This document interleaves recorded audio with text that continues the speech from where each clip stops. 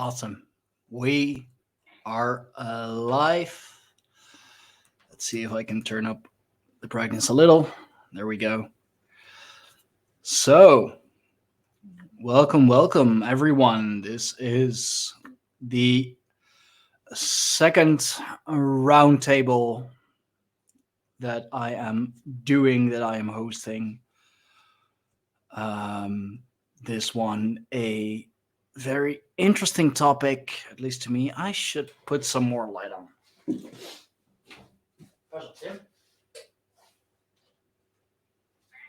Yeah.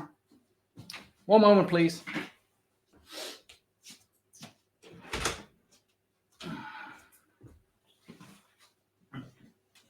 Okay. Yeah, that's better. Let's see. Yeah. Awesome. Right. This is the second roundtable that I am hosting. And it is going to be a little bit of a heavier topic, but one that came to me a while ago when I was writing on Substack, because personally, I never really wanted to be anything. I didn't really have dreams of what I wanted to be when I grow up.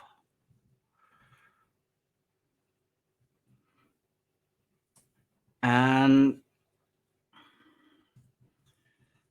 a lot of things that I said I would never do or never become or whatever, I still did.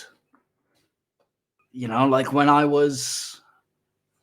want to say when I was little, but when I was younger, I said I was never going to do drugs and I was never going to smoke and all of that stuff, the basic things that, no, I'm a good kid. I don't do those things. I mean, you do. You end up doing most of them.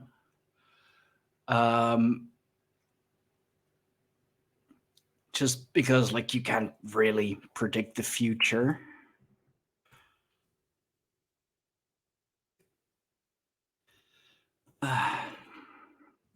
Sorry, just sharing a link around.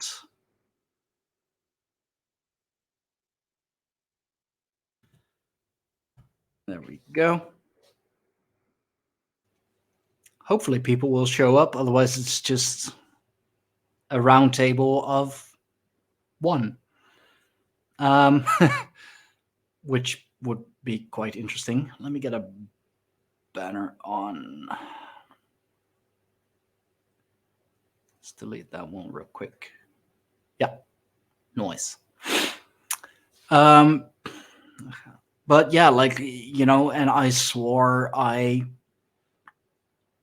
even the silliest things, I would never shave the sides of my head because I associated that with people who are into electronic hardcore, and I always saw them as quite the aggressive group of people. I'm not even sure why. Seriously, it beats me. So, I said I was never going to do that. Yeah, that's been my haircut for quite a while. I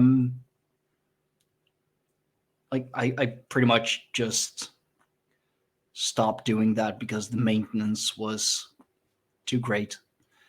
Yeah, too much maintenance. That was really it.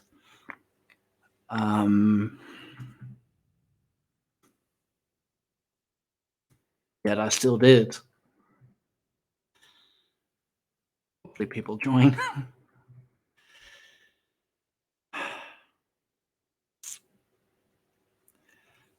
And like even just with jobs and work, like every kid or a lot of kids, I guess, they have some kind of idea of what they want to be when they grow up. Um, like they want to be police or they want to be a soldier or I don't know, like even stuff such as like a professional athletes. Um, not me though.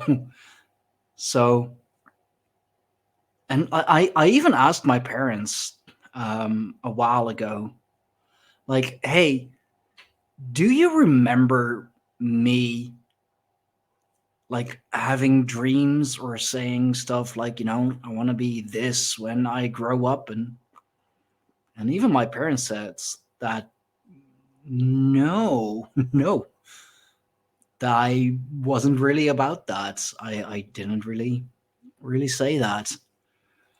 Um, and that's why I wrote about it on Substack, the Fox and Face Substack. Let's see if I can find the article real quick. Um, okay, yeah, cool. Let's see. Because I know it's been a while since I wrote that one. Whispers of Yule, is that the almost done one? Um,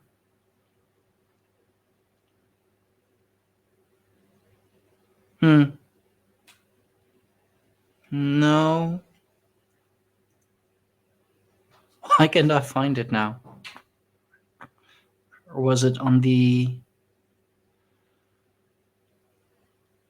Heathen Herald? Might have been on the Heathen Herald.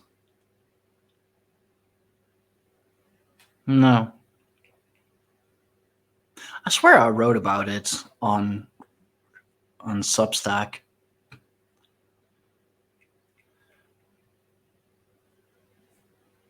Anyway, um, just go to this page, foxandfay.substack.com, subscribe, and like you can um, find the article for yourself. Never Saying Never, was that it? I believe that was it.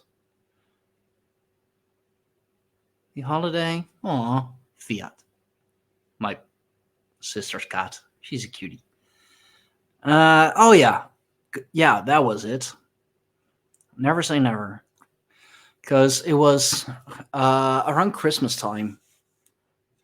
I was just, having a short walk with my mom, getting some fresh air, and that's when it came up, because things such as security. I never imagined myself doing security. I um, never took people who worked in security seriously because I don't know, like you can't do a lot. Like basically, all you do is enforce the rules that others have set. Um,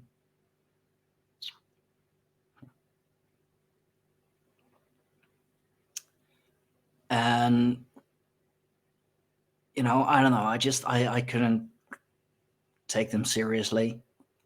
And now that I am still working it, I'll be done by February. 1st of February is actually when I'll be starting my new job as I don't even know what the English term for it is. I would say something like city guards. It's like cops, but not cops, more localized. I guess, like pretty much within the city borders, within the town's border. Um, and yeah, like I never took those people seriously either.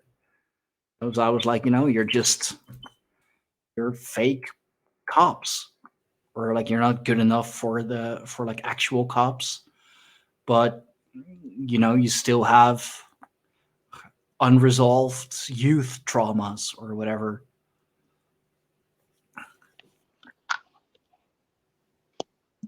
Finally, people are coming in. Yo, yo. How you doing? Howdy, how's it going? All good here. All good here. How are you guys? Pretty good.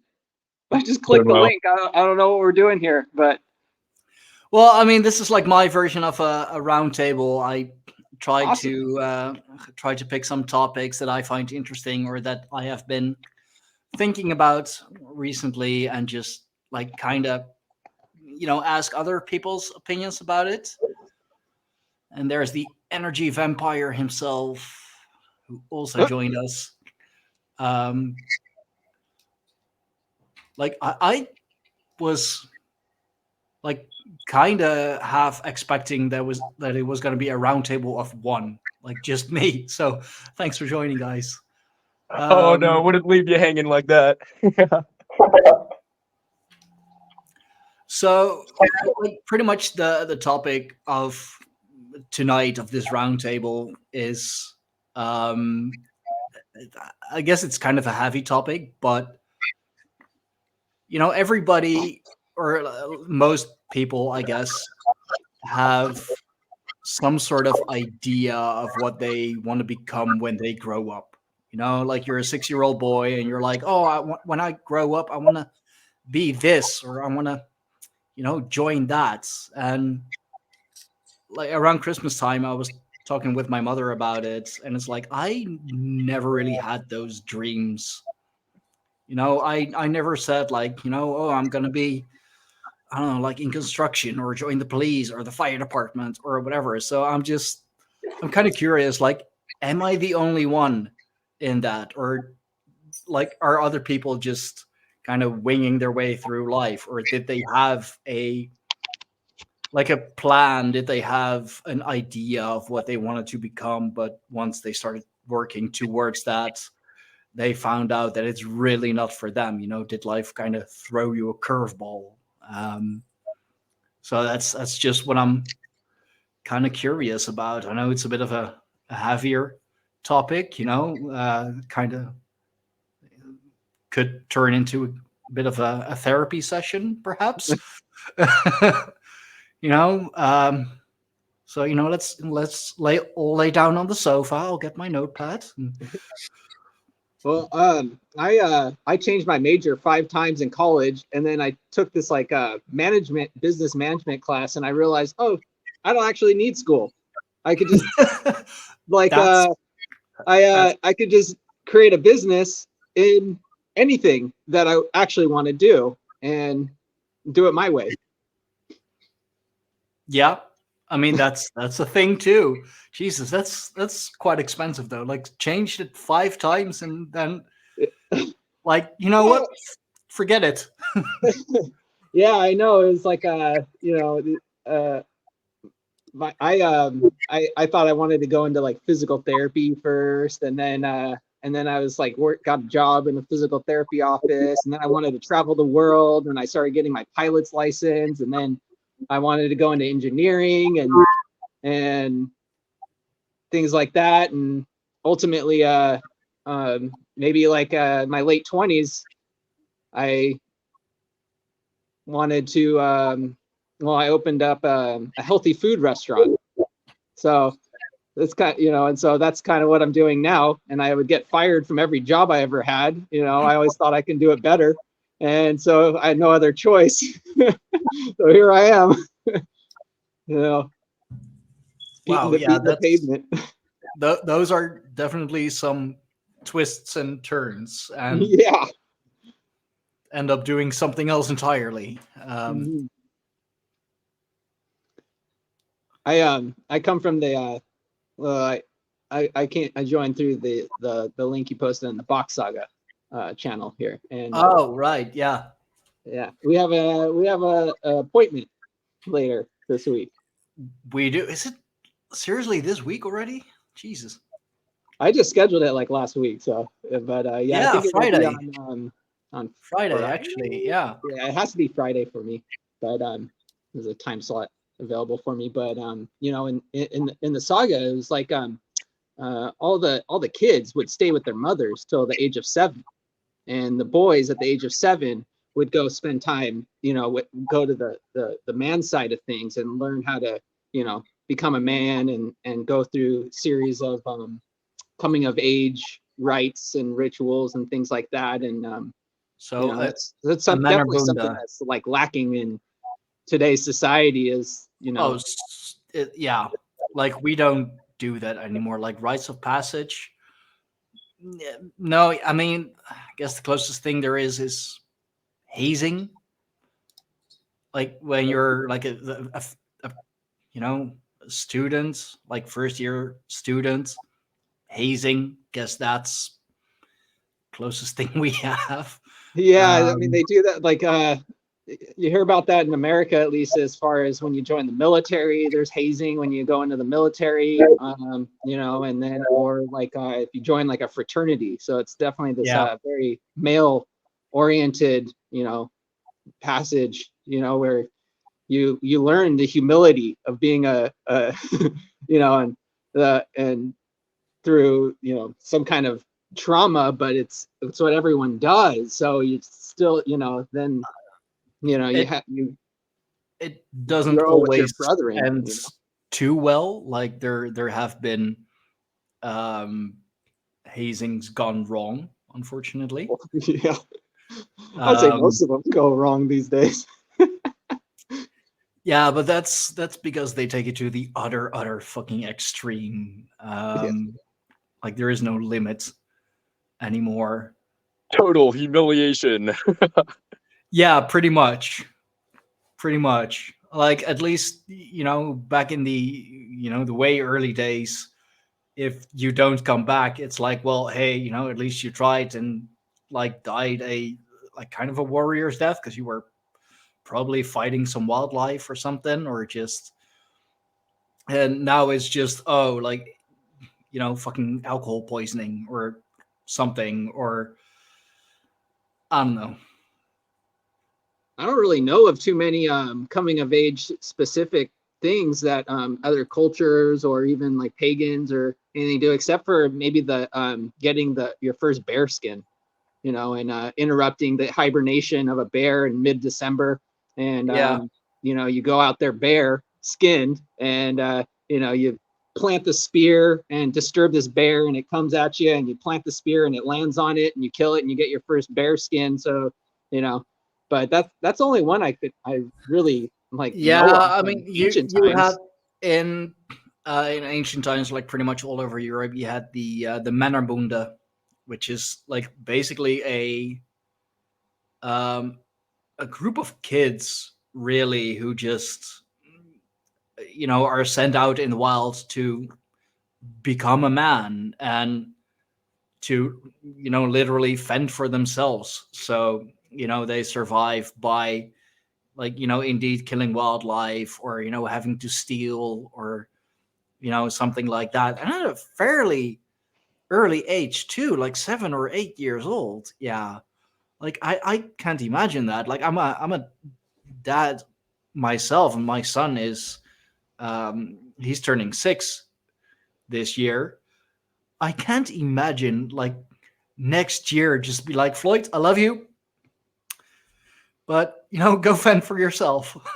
Yeah, well, I mean, I you know, as I was mentioning earlier, that's like I have a 6-year-old son as well, and you know, he's such a mama's boy right now, and so after like knowing like the Box Saga, I'm like, okay, when you're 7 though, you're all mine. Like we're gonna go do some, you know, we're gonna go through some things, you know, we're gonna, I don't know, go on adventures and stuff like that, and you know, I take you I'll learn with you, as it wasn't really done for me at that age.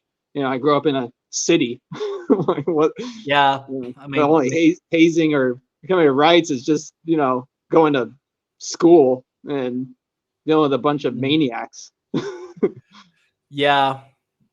I mean, I think that's also like school is killing a lot of dreams, really. Oh yeah. Something I wanted to comment on is on this topic. I see a crossover here between astrology and ancient Aryan Indus Valley kind of spirituality, where you have this concept of the Arya, which in modern day is taken to be some kind of spiritual saint. They're not to be seen as like a normal human being. Mhm. And then we also have the Saturn return, which in astrology we associate with just a difficult, strict, disciplined part of our life where we have to make this change in trajectory towards adulthood. But I think that those actually come together where maybe it wasn't always a young person, but a person at this stage of life where they're 27, maybe they didn't even live that as long, and 27 wasn't as important to their manhood. But I imagine, just with my kind of focus in astrology and my focus in kind of Eastern mysticism, that these tie together, that the answer to the Saturn return is actually, for men at least, becoming a man, going out into the forest and finding the spirit of God within them, such that they're not, just this wandering emotional being, Yeah, I mean that's been also coded in all of the ancient texts, the Bible, everything is like he disappears for 30 years. That's, when you come back 30 years later, that went from the day you're born is when Saturn is in the same position, as the day you're born. So that's cool. Oh yeah, yeah. yeah, and I like that's also like it's so important to like Dustin, like you said, there is really no rite or ritual for that anymore. Like you don't go out in the woods anymore or go on a, I don't know, like a spiritual journey or whatever. You don't do the um oh god, what is it again? Like this Compostela something, I don't know.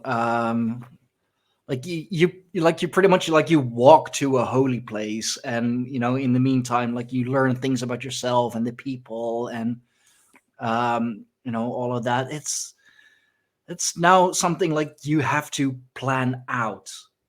It's not, you don't just do it. Like at a certain age, it's like, oh, maybe I should start learning things about the world. Let's just go out there. And like I said, I think school, especially high school, has a lot to do with that, because I mean, like high school years are such formative years. That's when you really are starting to grow, at least in who you're gonna become. But if you're fucking stuck in school 6-8 hours a day and you're told to sit still, shut up, and repeat whatever the teacher is telling you, like how They can tell you? you if that doesn't work for you, you have like a mental disorder, you have ADD or something like that. Yeah, That's what I was always told. And they try to give me medication that I hated taking and things like that. And it's like, also like in school, I think about this all the time with my kids, is when they're in school, they're not actually spending time with adults. And they're just like, it's like echo chamber of 6-year-olds, 7-year-olds, 8-year-olds, 9-year-olds, 10-year-olds, and that's who they're interacting with. Whereas like you see the big difference of like a homeschooled kid, which is super what's it called, stigmatized in this day and age, is doing this homeschooling. But you speak to I've had homeschool employees, and they're like they're so mature, and they like speak so well, and like they're thoughtful and reliable and things like that. And it's like they're around adults. Whereas high school kids, especially, like you just want to fit in and have friends and not be ostracized by being weird or mature or something like that. And you know, be part of the we see popular that like clique. amplified like to the craziest degree right now, especially in America. I don't know, like you guys from other places, but I don't know. It's insane. Like how there's like kids, teenagers, even like 20-year-olds are babies. Like they're like infant adults, like that don't know anything. Like they don't have any wisdom that's like installed in them. It's just, you know, this anyway. Yeah. No, I mean it's true. I like recently saw on the news here. My neighbor by chance had the news on when I was there for a bit. Um, that the level of reading and writing has been plummeting drastically for years. While like I can remember in my time, hear me, my time, 32 years old, back in my day. Uh, but I mean, I could like maybe I was an outlier, but I could like pretty much read by the time I was 3. I know that a friend of mine back in kindergarten when we were like Jesus, like 4 or 5 years old, he got moved up a grade because he could already write so well. But like you'd hear that more that kids are like skipping grades and whatever because they're further ahead than you know kids their age than that like kids from I don't know like 10 years old have the the level of reading and writing of like a 5-year-old, like if that. Hey, Stygian, if I could hop in here, what I like to say was I was just playing games and just trying to get through the next day with as little pain as I experienced the day before, little or less than, excuse me. And with most of what you guys said about the education system, it is straight up spot on because nowadays people have a hard time even formulating what a cohesive, concise thought is, let alone being able to read at a college grade level when they are in 10th grade. Yeah. And mostly my dreams were just get food, get soda, play my games, get schoolwork out of the way, and just doing whatever it is that brought me joy, I suppose. Nowadays, it's just, well, I mean, look at me. If this is any indication of my health, I'm half dead. Yeah, but like I think that was like high school for a lot of us. Just trying to get through the week, trying to get through the day. I mean, I remember that the classes I liked best were PE, because I mean, guess I've always been a bit of a fit boy. I always liked moving. I was always pretty good at it. Once I like learned how to or learned to know my own body, because I had some trouble with that. And what other class did I like? Arts and crafts. Same I mean, here. I wasn't that creative, but like it was. So just doing stuff with your hands or doing stuff with your body. That's what I like. That's why, like, also later in life, I did practical studies. I mean, I can take university level courses. I mean, I'm smart enough for it, but I don't like sitting still for several hours a day reading a book and then like at the end of the year or at the end of the I don't know, of the quarter having to regurgitate whatever I read in the book as good as possible. Like that shit just doesn't interest me. Let me do stuff. That's why I studied to be a cook at first. That's why I'm doing security now. That's why I'm going to do um, city guard, like localized law enforcement now, because I'll be like out there. I'll be doing things. I'll be going places, not just sit in a fucking cubicle 8, 10, 12 hours a day looking at a computer screen and fucking wasting my life away. And but like at least here in the Netherlands, that's considered lower education if you want to like work with your hands. You know, if you want to be a craftsman, if you want to be a cook or whatever, it's lower education. Bro, they destroyed it in the U.S. Like nobody even cares who their great grandfather was or their great.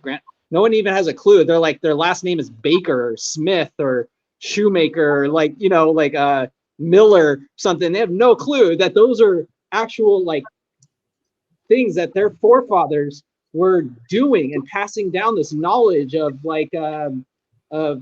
this of skills, these skills. And now we just go to school and like we were just talking, what you guys were just saying is like even there's a, I think it was Baltimore last year, there was a 0% graduating in math proficiency in the graduating class. 0% proficiency.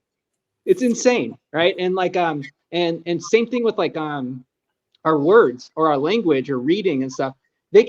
People can read the word, but it's that comprehension of like what that word actually means, right? Like in the Bach Saga, it's like my mind's been exploding for like a year in a row because like I'm understanding and seeing like all the actual meanings of our words, and it's like it's taking me back, like 100 million years in the past, and I don't know, it's just it's so fun to explore, like I think it's fair to say that supposed to live in the nature.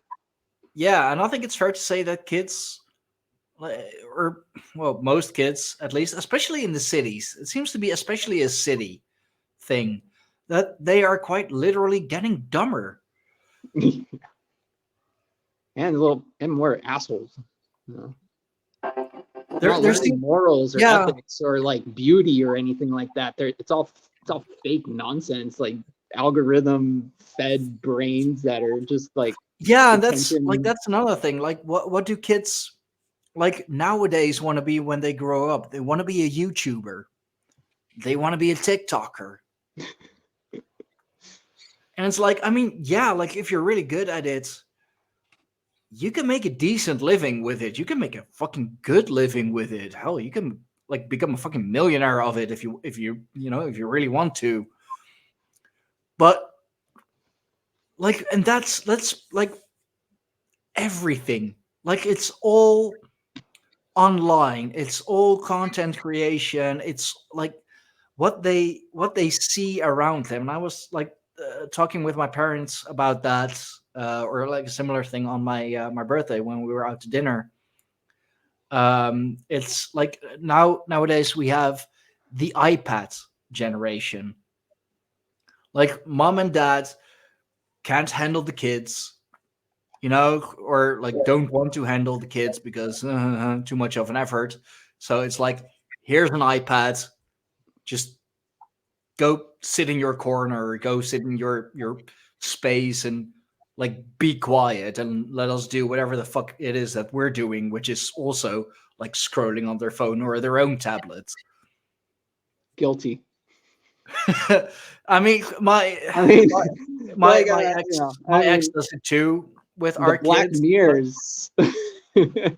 I mean, like my ex that's what the screens are. Kids, they're the Black Mirror that they make the that TV show about. It's the actual screens is the Black Mirror. Turn it off and see. It is, but like at least my kids, like they live up north in Frisia, so like they're surrounded by nature, and if they exactly that thing, or like the thing that I'm like literally have in front of me, if I turn it off, it's nothing but a black mirror. But like my kids, they because they live up north, there's a lot more nature there still, and they play outside. They play soccer or football on on the grassy fields, across from their mom's place.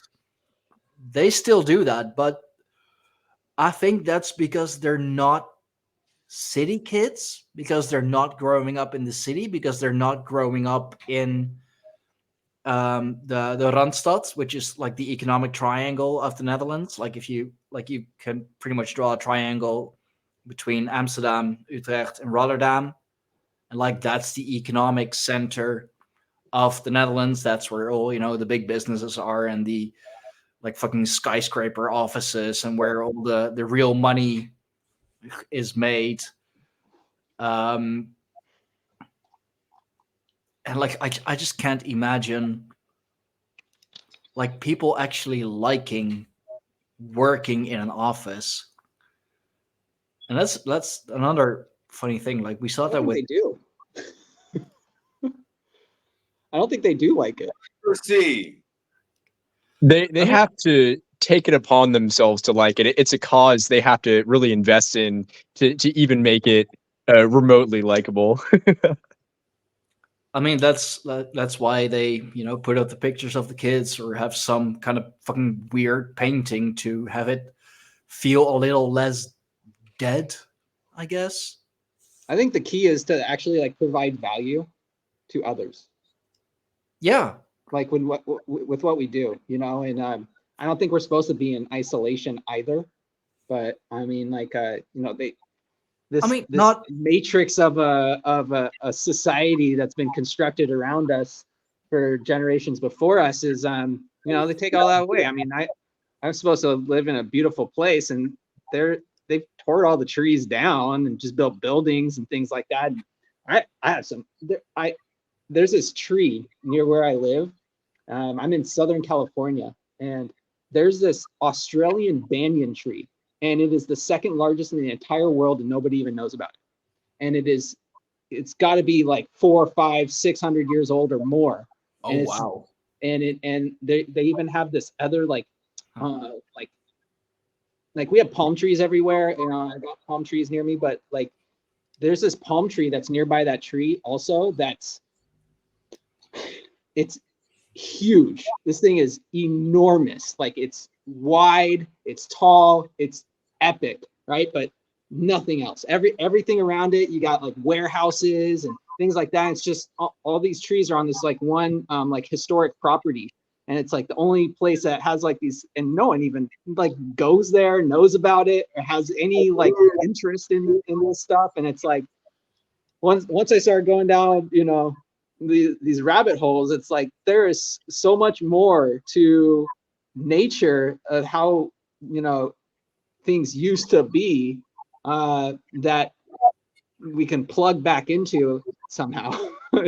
I mean, and one of those ways is giving, right? Like providing value to society is a way of like just feeling better, I guess. Like it's Yeah. like you said, like making a YouTube channel, like maybe, I mean, depend. Are you doing like how-to videos and people are like learning these skills from you? Okay, that's a valiant thing. Or having even a dialogue like this and sharing it with others, maybe they can get something out of it. That's providing value, But a lot of it, most things are useless nonsense. Like an office job, for example, is you don't even make any products. You're not doing anything. You're not like you're just like this cog in this fake money machine, and of course you're not going to have any fulfillment in life doing something that's not providing value and tangible value to others, and Yeah, but like isn't it said that service to others is the highest form of worship? it is. It definitely is. that's It's the difference between like temporary happiness and this fundamental happiness of like like bad things can happen, but you're good, and you've been doing good. yeah. Isn't it also wise for all of us men of interesting faith, I should say, that we should always be grateful, because whether we walk a blessed or cursed path, or we have a good or a bad day, we should always be thankful and grateful, because at least we are still having an experience. That's a core component of the Box Saga, is that we have our words and the sounds we make to be able to describe the nature around us, I guess which he's is a really way of touching upon something the universe appreciating. didn't want us to hear. Oh, he's gotten good interference. I didn't hear it. He's seeing things. That's nothing new. I was just saying, like, we have language, we have these words to describe the things around us and describe these ideas and the nature around us, as that is the form of appreciation that is lost, is how powerful these our words are. The acknowledgement of something in existence is giving credence to its service that it is giving onto us for us to experience existence. Yeah. Oh yeah. I resonate with that, and I also think it has to do with a certain kind of transpersonal aspect of psychology, where we have our human selves in that kind of proximate view of existence itself, but we also have the existence that isn't kind of supposed within that. It's not, explicit at the surface level, which is this disincarnate spirit which came into the birth and which will leave upon the death of the body. And I think that has a lot to do with the reason why we experience the things we do in life. It's not that they happen out of the blue. And in that sense, I think of, gratefulness and things like this as tying into a recognition that we are getting what we want, even if our desires don't synchronize with that in a obvious way. We're getting what we want, and we're getting what we are supposed to get to be able to learn the lessons that we have to. Exactly. Yeah. I've also heard it the other way. It's like sometimes, like, it's not always like you don't always get what you want. You get what you earn. You get what you earn. You get what you need, and sometimes what you need is just a smack in the back of the head. Let everyone in existence get what they deserve, for we all take a trip to the Karma Cafe. There is no menus here. There is only just desserts. Beautiful. Yeah, I almost said deserve, and then I said earn, but yeah, that's for sure. I love it. The reckoning of consequences. We're always cultivating something. Even nothing is still cultivating. Can I tell Dustin the interesting concept of negative zero? Let's go. Real quick. I don't know why. I think that he might enjoy it for some reason.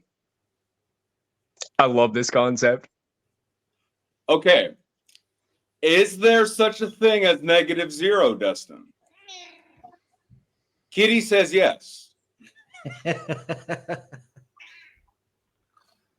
Am I allowed to answer this question also? Let Dustin think about it. Okay. He's got it. Let me think about it for a little bit. All right. I just where I'm stuck at is already, like even zero, right? But negative zero. I know, but so zero, nothing's nothing. Yes, it's called an abyss. But think about it like this. In the prospect of acknowledging the impracticality of a negative zero. It's my blood type. Right here. You know what I mean? Like, as soon as you take a piece of paper or think about it in your head and you draw out negative zero, you have created something that is impractical and should not exist by mathematical law. I can make an exception to this. So if we think about zero as a quantized abyss, then this quantum is itself made of both a unit and a measurement. So the measurement is how we would extend it from zero, but the unit is where we start. That's the real zero. So a negative zero would be a unit which is measuring essentially something being taken away from an existing unity. So it presupposes this kind of nihility within the unity, within the positive feature, kind of positive material. Okay, I I think got something. -0 and infinity are kind of in the same concept. Hello. Hello. So I have something. Okay. So I think it's depending on the direction that you're approaching it. I agree. Yeah. I like that. I'm at a total loss, so I'm just gonna kind of Well, like you know, if you're at infinity, right? It's the same thing as like negative infinity. If you're at infinity and you're going towards 0, but you can also have a negative and be heading towards 0 in the other direction. So wouldn't that take the negative into a positive? Wouldn't it superimpose upon itself then? yeah. So then Well, I mean, it's that's just 0. like creating the void. It's an infinite. It's an infinite at the other end of 0, as opposed to the infinite at the positive end of 0. Yeah, you know, even infinity has there's like a limited infinity too, right? Like you can have infinite numbers in between 1 and 2. Yeah, 1.1, 1.11111. You can decimate anything. 1. I mean, technically. There's everything in between. And then you also have 0 in the sense of like an atom versus infinity in the sense of a universal. Now, have you ever looked at those two things on the same scale? Have you ever looked at it? Look at a fluorine atom that has 9 electrons and our solar system, and tell me they don't look vastly similar. I'll need to check that. I never studied the actual physics, my good man, so I'm a bit numb on the subject. Well, when you look at the space between solar systems and the space in a molecule between atoms, you literally have a very similar gap, a similar negative space. Now, when you look at solar systems clustered into a galaxy, you have a molecule, right? And then the gaps between the other molecules would be the gaps between galaxies, and it's similar to molecular gaps. So, I mean, I think it is a very as above, so below. There is that inverse to every. There is everything. an equal opposite reaction for every action that is taken. What if I don't believe in other solar systems? And I think this is only this one. There's a way that we can fit that into that paradigm too. In Buddhist Abhidhamma, which is their cosmology, they say that existence flickers in and out. So it essentially turns off and on at a frame rate of essentially 1 trillion times per fraction of a second. So it's the ether. Yeah. So this idea of a fourth dimension, right? So if you're like looking at a cube, right, and you're looking straight at it, our eyes only perceive the second dimension. Yeah. Yeah.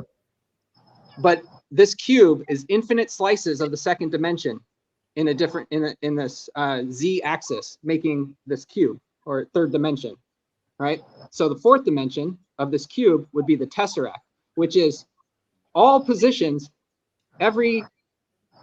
all these infinite slices have always been and always will be, right? Like and this is where our consciousness can actually perceive the fourth dimension, because you think well, there's this bug, and then the chicken eats the bug, and then it makes an egg, and then you crack that egg, you scramble it, and you eat it and shit it out. But that's in the fourth dimension. It's a bug, it's the egg, it's the chicken, it's everything all at once, right? And this is our idea of time, right? But time can't really exist because, it's we're only seeing the slice. We're only seeing one page at a time in this book, right? Yeah, I don't know. I like this idea of like omniscience. But this is where the ether exists, and this is like your concept of infinite energy or infinity is coming from that. You can draw out of these powers that exist in our reality. Yeah, and this is our concept of our soul and our spirit are on these realms of of the cycle, this nature cycle. It's cyclic, it's a circle, it's going around and around, and I think everything in our lives that was linear, that was circular, that was cyclical, we have turned into a linear thing, and it's changed our way of thinking to a point where we can no longer understand what our ancestors did. Agreed. They thought circular, they thought cyclical, they thought in those patterns. We think linear about everything. We think it the way that we write. So I think we have to break that linear thinking, and it takes a lot for people to do that. I mean, you see it in music, right? Like you can make a rhyme, and you keep making it, and you can dance to it. You can only dance to circular music that has like a pattern, and it restarts and restarts. Whereas you get like church music, right? And it's linear. It's just like it's not, you don't dance to it or something like that. It just keeps going. Yeah, what's up? No, I was about to say, apparently you've never been to a powwow, my good man. For Native Americans, you can dance to anything. If it makes noise, you can dance to it. Oh yeah. But that, again, that's still circular. I mean, you're talking about a drum circle, aren't you? Right? I mean, yes. And when you look at it, I mean, a hippie drum circle out on the river here in Florida does the same thing. I mean, those guys will start, somebody will come up with a little harpsichord or something. Somebody else will have a set of tom-toms. And next thing you know, there's people dancing everywhere. I mean, it's absolutely crazy to see. And I've even heard the same thing said about water recently, and I like how it feels and how it tastes. That cold water feels spiky, and that warm water feels round. And I thought about that for a second. I was like, I don't know why, but yes, it does. Makes sense. That's like saying when your leg goes to sleep, it feels like the static from the TV. I mean, it's a comparison that for some reason we can relate. Poles and holes. Oh, not to throw down something that might be a bit out of place. This would have gone along the line with the conversation we had earlier. Roundtable, nothing's out of place. No, you're fine. Do not let your education kill your imagination and your sense of wonder and awe and play. If we can go back into a state of play, like how we used to be when we were younger. Do you remember how exciting things were when you would show up and you would play with your friends and you would invent things, you would use your imagination, you would create things. If we can all go back to a state of play, I feel like we could take back some of that was taken from us. We've lost anticipation. Right, there is no more anticipation.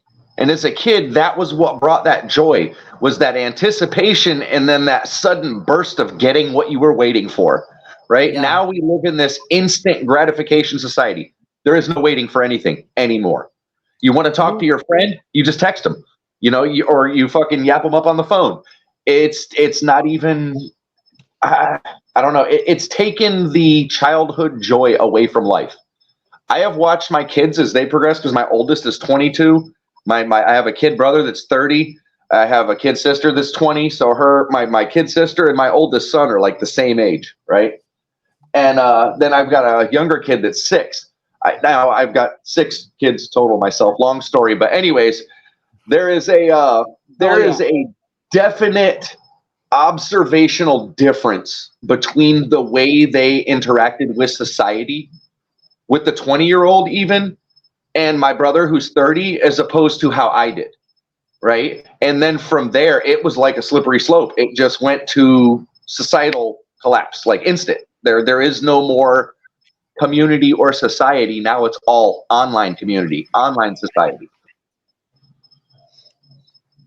It's getting troublesome.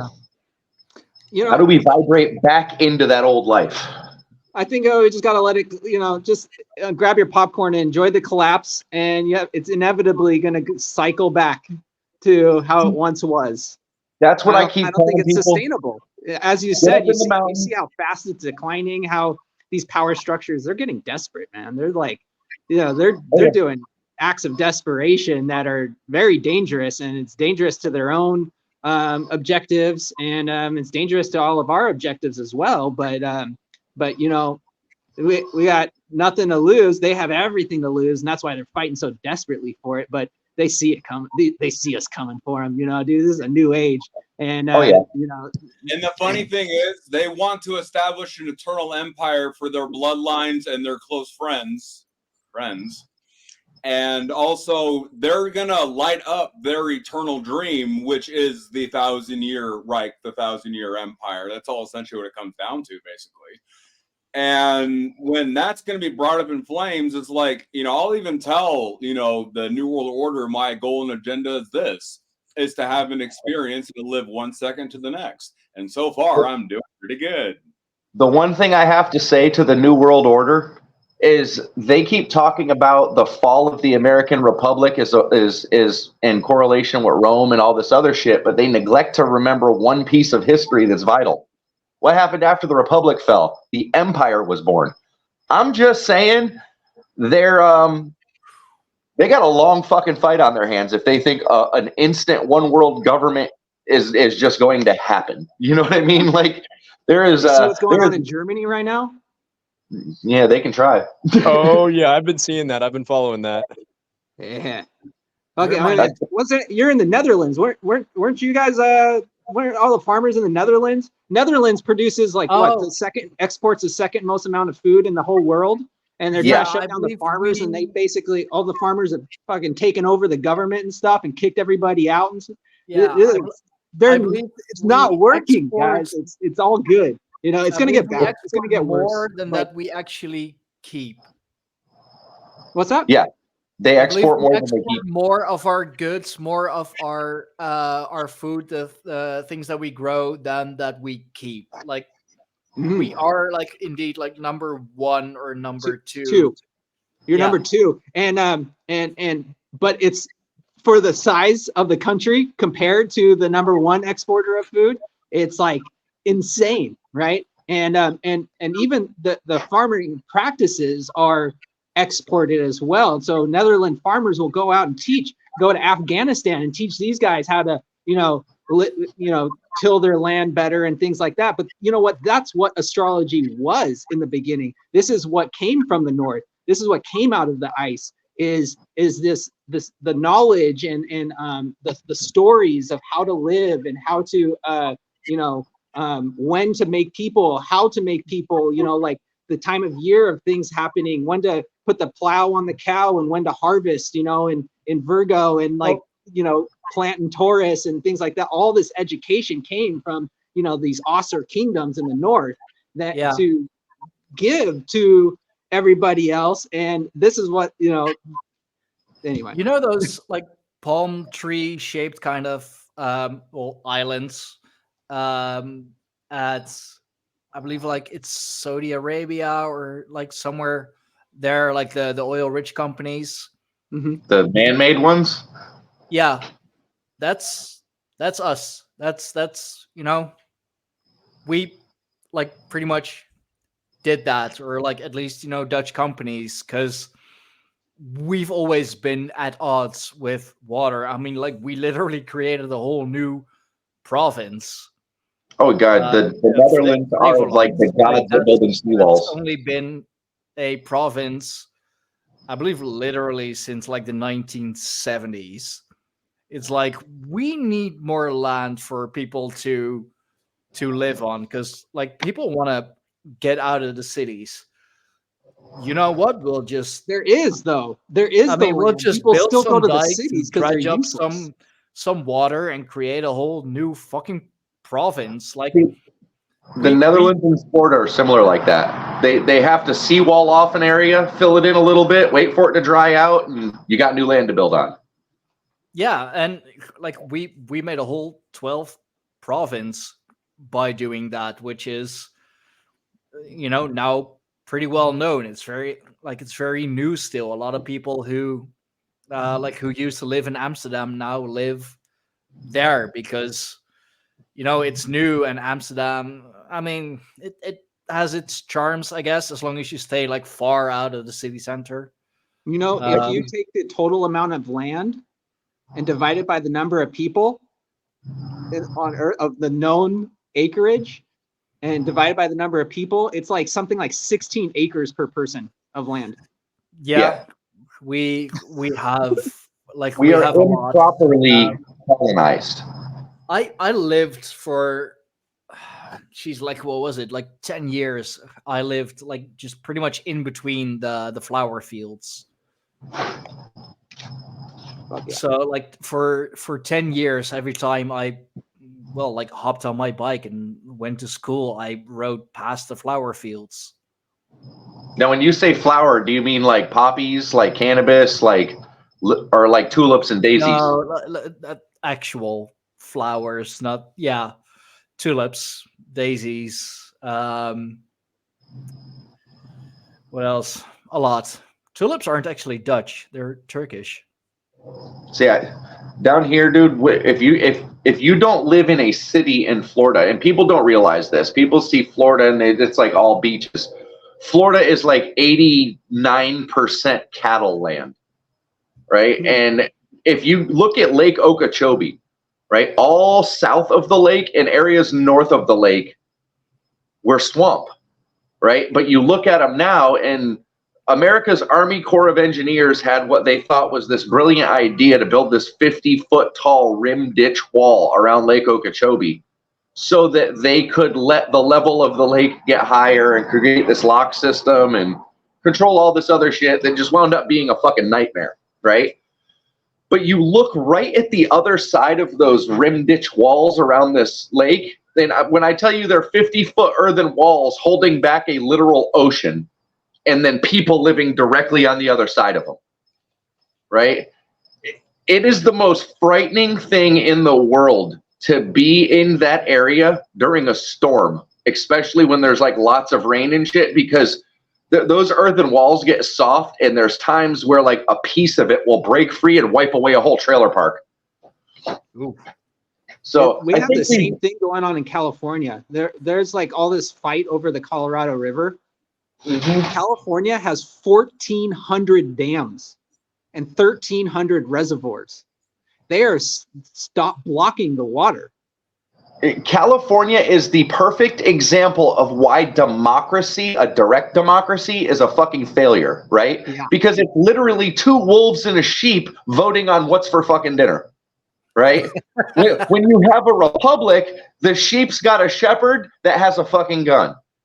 So there's a big difference with how California runs their direct democracy bullshit, and they keep saying that they're trying to take America's democracy away and subvert democracy. This has never been a democracy. It's always been a republic. It's getting bad over here, bro. It's getting shit's getting wild. I am glad to live in Florida for several reasons. I really am. I love Florida for so many reasons, but I cannot wait to get up into the fucking mountains, dude. The flat landscape here bothers me. The laws, I love it. But like the landscape, it's hell. I mean, the Netherlands is nothing but flat. I mean, we have a few hills at best. Like I believe most of our country is something like 60%, I believe, is below sea level, lays below sea level. Mm-hmm. So when the dikes here break, we're fucked. Yeah, it's like a Hurricane Katrina in Louisiana situation. Yeah, pretty much. I mean, it happened once in 1953 in Zealand. Not New Zealand, but like the actual Zealand. They stole that from us.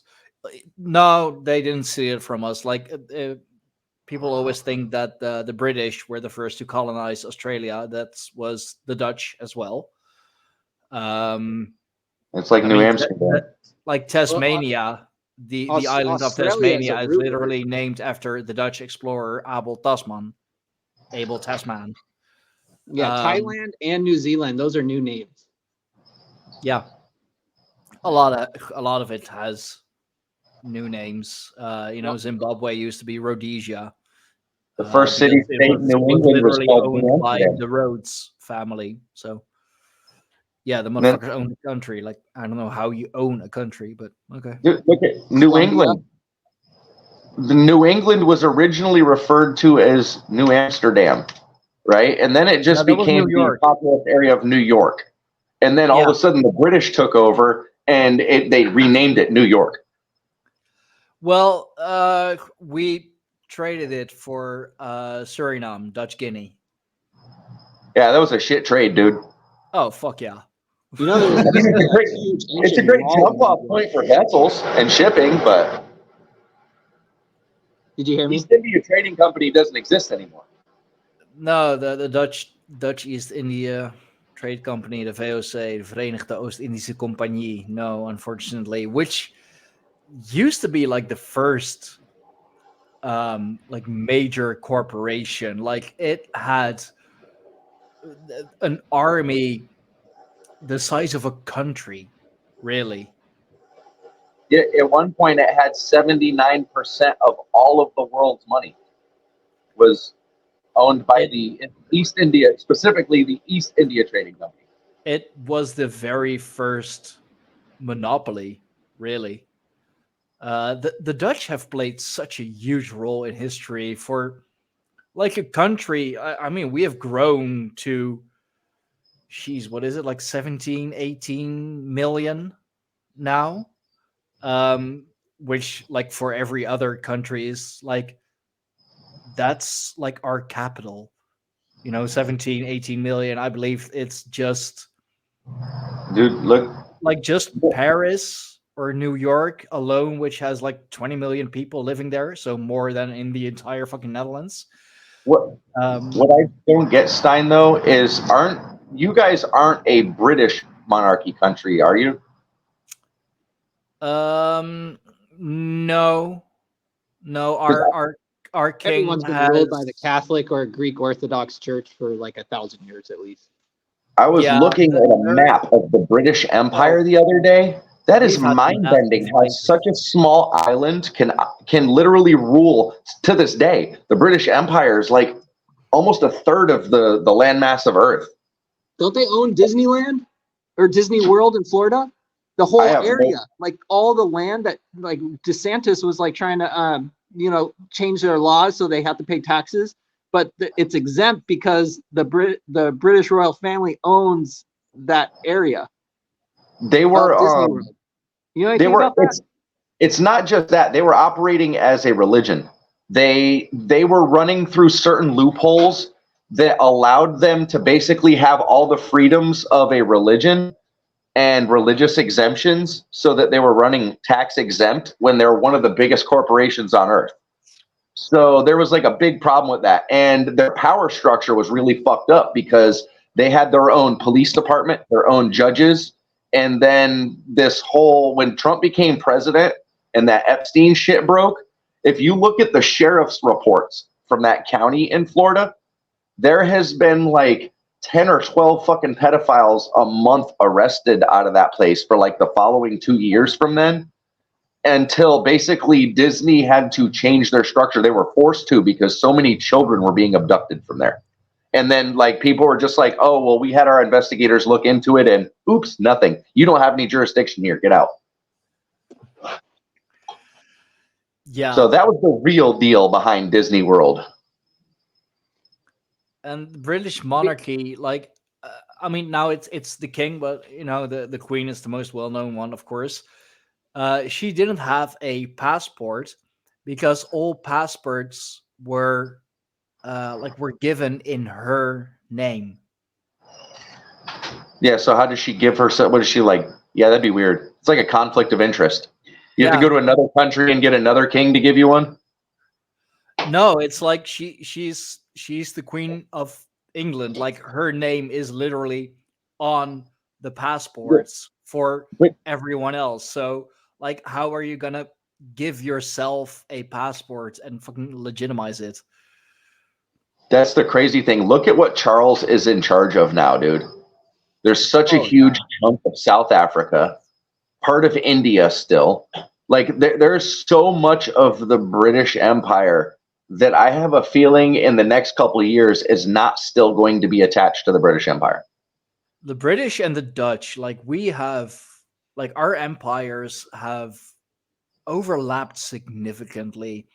But and like we do get taught that in school. Like we get taught about the Dutch East Indies and like more the trading part, of course, than the whole warring part. The golden age of the Netherlands when we were like I believe quite literally the fucking richest country on earth. Yet somehow it is like still not okay to kind of be nationalistic, to say that you're proud of your country. I mean, like because of the dark past and because of whatever you name it. And it's like every country has a dark fucking past. Come on, Every country. I was watching a Thomas Sowell speech earlier today on that exact point. That everybody accentuates how horrible Western slavery was, but they fail to understand that most of those people were sold into Western slavery by other countries. Yeah, or like by their own fucking tribal leaders. Funny powder goes boom here. I reject that actually. I not what you just said, but just that the idea that there's always this dark past. I think the dark past was Northern Europe in general just being invaded by the Christendom. Oh, and, that was people defending themselves, period. And then they were manipulated through a priest class, and they got this new book, and they're the only ones who can read this book and distribute the information and translate it to the local languages, and slowly just basically destroy the culture. And what are we doing right now? They're just importing more and more people who don't share the same values in all these different places, and it's instead of having respect for all the different cultures, right? Like in this like root language, or in like Swedish, the word for like different species is art. It's art. Every butterfly is its own art. Every race is its own art and people and culture. And they, they're not, where we all just kind of like lose all of it. It's, I mean, I don't, it's good to see like people like in like Germany right now, like protesting this, protesting this shit. I think the all the trains stopped this today or yesterday also to join the farmers in their protest. Like, let's fucking go. That's been going on for a while. That's I believe like 80 or 90% of all trains just fucking stopped going. I mean, look at the riots that happened in France when they were trying to raise the age of retirement to 63 or something, because it's always been like 61, and then the French government was trying to push it to 63, and they like pretty much lit the country alight. Oh yeah, people were burning shit down, son. You ain't taking us wait another 2 years to relax. The more people realize how much power we have in our numbers, right? Like in America, the farmers just have to be like, you know what? I'm not sending my shit to the cities anymore. Fuck you guys trying to say what I should do with my life. How about this? You don't have food anymore. Good luck. I mean, I've heard somewhere that it may have been fiction. I believe it was fiction, but it wouldn't surprise me if that's actually the case. Yeah, no, that was from a book by that I'm still listening on Google from Ayn Rand. Let me Atlas Shrugged from Ayn Rand. Oh yeah, such a good book. But like in there, it says, and like I totally fucking believe this. If the transport of food to, well, in the book's case, New York would stop, they would run out in a week. Less than. Yeah. Grocery stores only have 3 days worth of food for their local area. 3.5 days. 3 days for the stores, a half a day for the food to get raided in your house by the people that don't have any. Yeah, and like that, but that was like talking about just railroads and the deliveries and all. But like, imagine if the farmers, like all the farmers, were just like, nah, Fuck all of you. Yeah, we don't agree with your what's happening philosophies. in the Netherlands. It is what's happening in Germany. I mean, you know, the grocery stores or the major chains, at least, they were fucking struggling when the farmers were protesting. It's like our shelves are empty. You know how we hide it in America when farmers start doing that? This is not a joke. The government's been doing this lately, raiding Amish farms, taking their food. Yeah. We run potatoes. We need more potatoes. What do? Raid the Amish farms. They go hit the Amish farms. All of a sudden, you're buying bags of Lay's potato chips, and there's not a single chip in there bigger than a golf ball. It is crazy to watch that cycle happen in the news. And then all of a sudden, the potatoes in the stores go from being these big old russets to these like little things, chips. Even the McDonald's French fries were only about this long. It was getting nuts, dude. Until they redid the fertilizer. Maybe I'm getting the name wrong, but it's it's like the Interstate Commerce Clause or amendment or something, where the government, this has happened a long time ago and it's still in effect, where a farmer cannot grow his own grain to feed his own animals because it's disrupting the commerce in between states or something like that. You heard of that? There is so many stupid FDA rules like that in America, and it's why our food prices are so high. Because we're essentially growing corn in Florida to ship it to California, to buy corn from California to ship it to Florida. It's fucking retarded, right? Yeah, it's like illegal to do it the other way around. Like grow.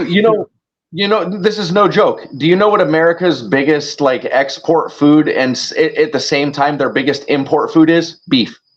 We grow more beef here and export it to turn around and import more beef from Argentina and Chile and all these South American countries and put it on our shelves.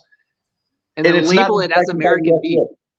Right. But an American farmer that lives right down the road has got all these FDA regulations. He's got to pay out the wazoo for licensing and all these different chemicals and vaccinating his fucking cows and all this other shit. Meanwhile, beef gets slapped on a fucking boat from Chile, sent up here, butchered, thrown in the store. Nobody even looks at it. It is nuts, dude. Raw milk is illegal for human consumption. Yeah. It's illegal to sell raw milk for human consumption. So when you go to buy it, you're like they're like, you can't mention that it's for you. And it's like a wink and a nod to get it. Have you ever looked at the amount of like products from the US that are banned in Europe? Other countries? Because like they're washed with certain chemicals or whatever. It's a fucking laundry list. Yeah. Yeah. You're gonna need a few hours to go over it. Then I'm looking at the way they're processed and washed in a moment, Logan. Sorry. And I'm just like, yeah, no wonder they're banned. But like, why the fuck are you eating it? Our wheat and corn are illegal in most of the world. It's the top of our food pyramid, bro. It's like the biggest item in our food pyramid. They tell you to eat 6 servings of wheats and grains a day and all this other stupid shit, right? It's the one food that's the most contaminated. Sorry, go ahead, brother. You're fine. Coming from a guy who's in the middle of the United States, won't certify exactly where, but we basically survive off of chemicals. Yes. Yeah. Yes. Yeah, no, it's the same in Florida, bro. It's the same in California. It's the same in New York. It's the FDA. And the US. I have a healthy food restaurant that I own and operate, and we get shipments every day from local farms. That's it. Dude, there's one of those right down the road from us. They grow their own herbs and a lot of their own vegetables right there on the property, and they get their meat from locally sourced farms. Some of the best food you could eat, bro. And people are so clueless. You would think like I'm in this like pretty nice area of Southern California, and like people are supposed to be health conscious and everything. It is unbelievable the response after 2020. How like I thought I was going to be slammed and so busy because everyone's going to start taking their health more seriously. And it was like the exact opposite. And it's insane how like people will come in like, oh, I can't eat that. I can't eat that. Can't eat that. Oh, fruit, it has sugar in it. You know, I'm like, oh my God. When you hear the word fruit, don't think sugar, think like vitamins and minerals and thing, you know, fucking radium and stuff that's like, you know, healthy. But at the same time, they'll fucking pound burgers, and I don't get it. And just the fact that like you're getting it from local farms, like fucking props for that. But thank you. That's considered like health food, right? Well, it's just food. It is actual food. Yeah, like I was just gonna say, like that's, you know, it's not healthy or special or something ordinary. Like that's how we have literally done it for thousands of years. Like we get it directly from the farmer or the greengrocer. Or you got to understand, in Southern California where he's at, though, you have this culture of people who will snort meth and then say they won't eat gluten because it's unhealthy. Nah. It's fucking absurd, dude. And tell me I'm wrong, brother. Tell me I'm wrong. You live in SoCal. Tell me I'm wrong. Bro, it's even worse than you think. Like, so like I mentioned, I'm in like a kind of nice area, but I am just north of LA in the next county. And like, and it's they have this policy of this homeless housing policy where it's called housing first. And with this policy is to get housing. And so they're taking our local hotels and things like that, and they're bankrupting them. And then the state is coming in and giving the city money to fund this housing first project. And one of the criteria to get housing in California as a homeless person is you have to be on drugs and require treatment instead of having to instead of a treatment first policy and then like being awarded some kind of like low income housing. You actually have to like seek. They're giving you the housing so you can get treatment. It's like and I just see like this. The state is doing that. They're doing the same thing in New York, and the state is literally doing that to buy up as much property as they can under shells owned by the state, right? So that they could live, because they know they're just going to turn around and government subsidize them, right? And it's cheaper than building a hotel, right? Why build a hotel when there's already a hotel built that you could just take over? And the government has literally been doing that in New York, in California, in Chicago. You have 5-star hotels that are literally being demolished. By the time these people move out of them, they will literally have negative value, right? When they were like billion-dollar assets. But they will need so much repair and maintenance by the time that these people are out that they will literally be considered a negative asset. So the government has been buying them, or basically force buying them, right? And then the government owns them. You know, we've been like time, like our kids aren't even guaranteed a home by the time they're, you know, ready to fly the coop, when they're ready to, you know, start their own lives. Like I was 20 when I moved out.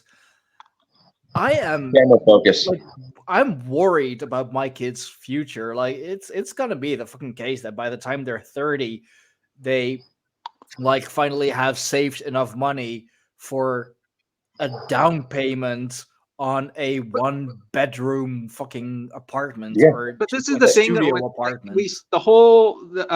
the whole topic that we started out with is like you know, we're talking about this you know, coming of age and different things and really existing in this you know, matrix of a civilization that we're under. But when you know what's going on, it's like, now I know I don't have to teach my kids like what to think, but I teach them how to think. Yeah. Like, you know, how to like, why are they teaching me this in school? So I tell my daughter, you know, she's 9, and it's like, I want to know, like, when they're teaching you something about the government or whatever, you know, why are they teaching you that? I want you to think about that and think about why they're teaching you that. So I can like see a headline and I'm like, oh, you know, okay, I this is propaganda. which I hate that word pro-pagan, as a negative connotation. But anyway, I'm pro-pagan, just like you. Yeah, I never even thought about it that way. That's a good one. But yeah, I see a nexus between a lot of these different issues, in the sense that like these are the aesthetic surface level aspects of just like our I guess the terminology I'd prefer to use is just like our labor value getting exported, and then what we're getting is an import of essentially secularized degenerate leftist godlessness. I thought you were going to say -0. Oh no, the abyss holds value, good sir. But no, what I would like to say, I like to say 2 points. Since we have since we have that gentleman over there, and that gentleman over there, and that gentleman over here, and this gentleman over here, what if we all, during the collapse, conquered 3 states north, 3 states south, 3 states east and west, and formed the next empire? Who's going to be the Allfather? Sounds like a plan. I'm not in the States, but I can get behind that. Now, when the American Empire gets renamed, we just have to declare it Vinland. Mhm. I like that. But yeah, my second point was, you do know what these new world order types and all these progressive leftists are like. They're weak, they're pathetic, and they think that gives them strength. Have they ever met a cannibal 3 days no food?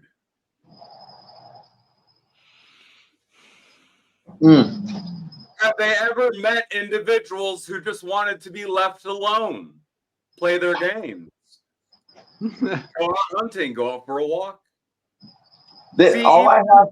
All I have to say is, if China or any other country is to ever dare, even our own American forces, try to go door to door in the south end of America, you are walking into a swamp where people literally go sit in trees for fun all day, waiting for an animal to walk by so they can fucking shoot it.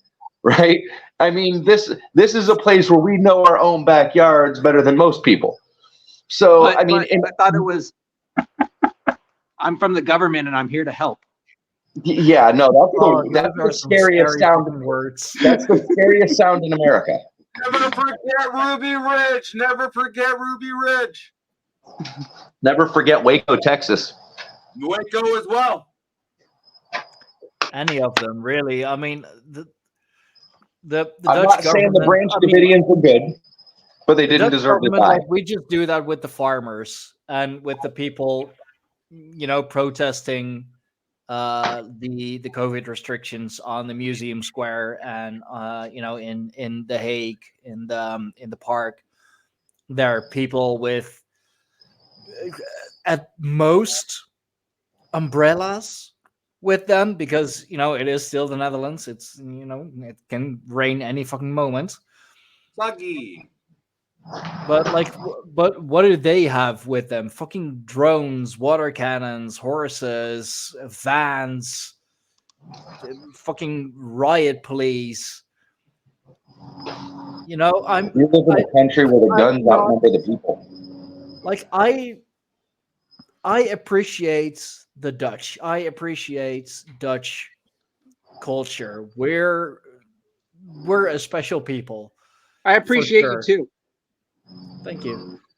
But it's like, what is going on with our country? What is being done by our supposed chosen leaders? Nah, that's one thing I can't get behind. And even now, like, the new prime minister will be Geert Wilders, who is a very right-wing politician. I mean, you could say like he's our Donald Trump, including the haircut, the bleached haircut and all. Donald Trump, Boris Johnson, Geert Wilders. I guess they're three of a kind. But nothing's gonna change. Well, when America takes over Canada, I'll make sure that we come save the Netherlands next. I mean, we're friends with Canada. Like our royal family fled there during World War II. Canada's going to be an American state really soon, dude. I mean, it can't really I thought it was be going to be a any- Chinese state. Have you seen how people are reacting to Trudeau? All right, did you guys see the UFC fighter Sean Strickland's speech that he just I did? did. Where he bashed did. Trudeau so bad, and the crowd in there, dude, there was people chanting "Fuck Trudeau, fuck Trudeau." Dude, the whole arena erupted in that shit, right? Dude, or And just he with the media scrum. He basically, on the media tour, said, listen, I'm the guy that's out there fighting to keep your bank accounts, to keep your freedom, to keep your free speech. He said, not like this fucking Justin Trudeau character who's out there taking people's bank accounts away because they said naughty words that he didn't like or hurt his feelings. And one reporter especially tried to set him up.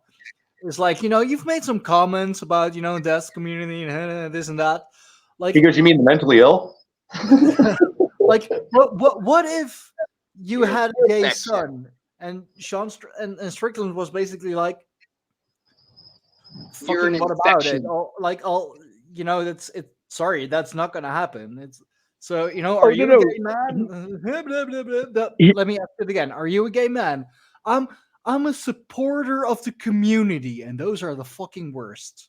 And he told the guy, you're a fucking virus. You're the plague, and you're the reason this is happening. Yeah, it's the people in the community most itself. potent Like thing, my I thought. wife is very closely connected with a lot of people in the the LGBT community, and even like the people that she is friends with are like, yo, all those people you read about in the news doing that awful shit, we don't fucking associate with them. Okay, they say they're part of the community. No, they're not.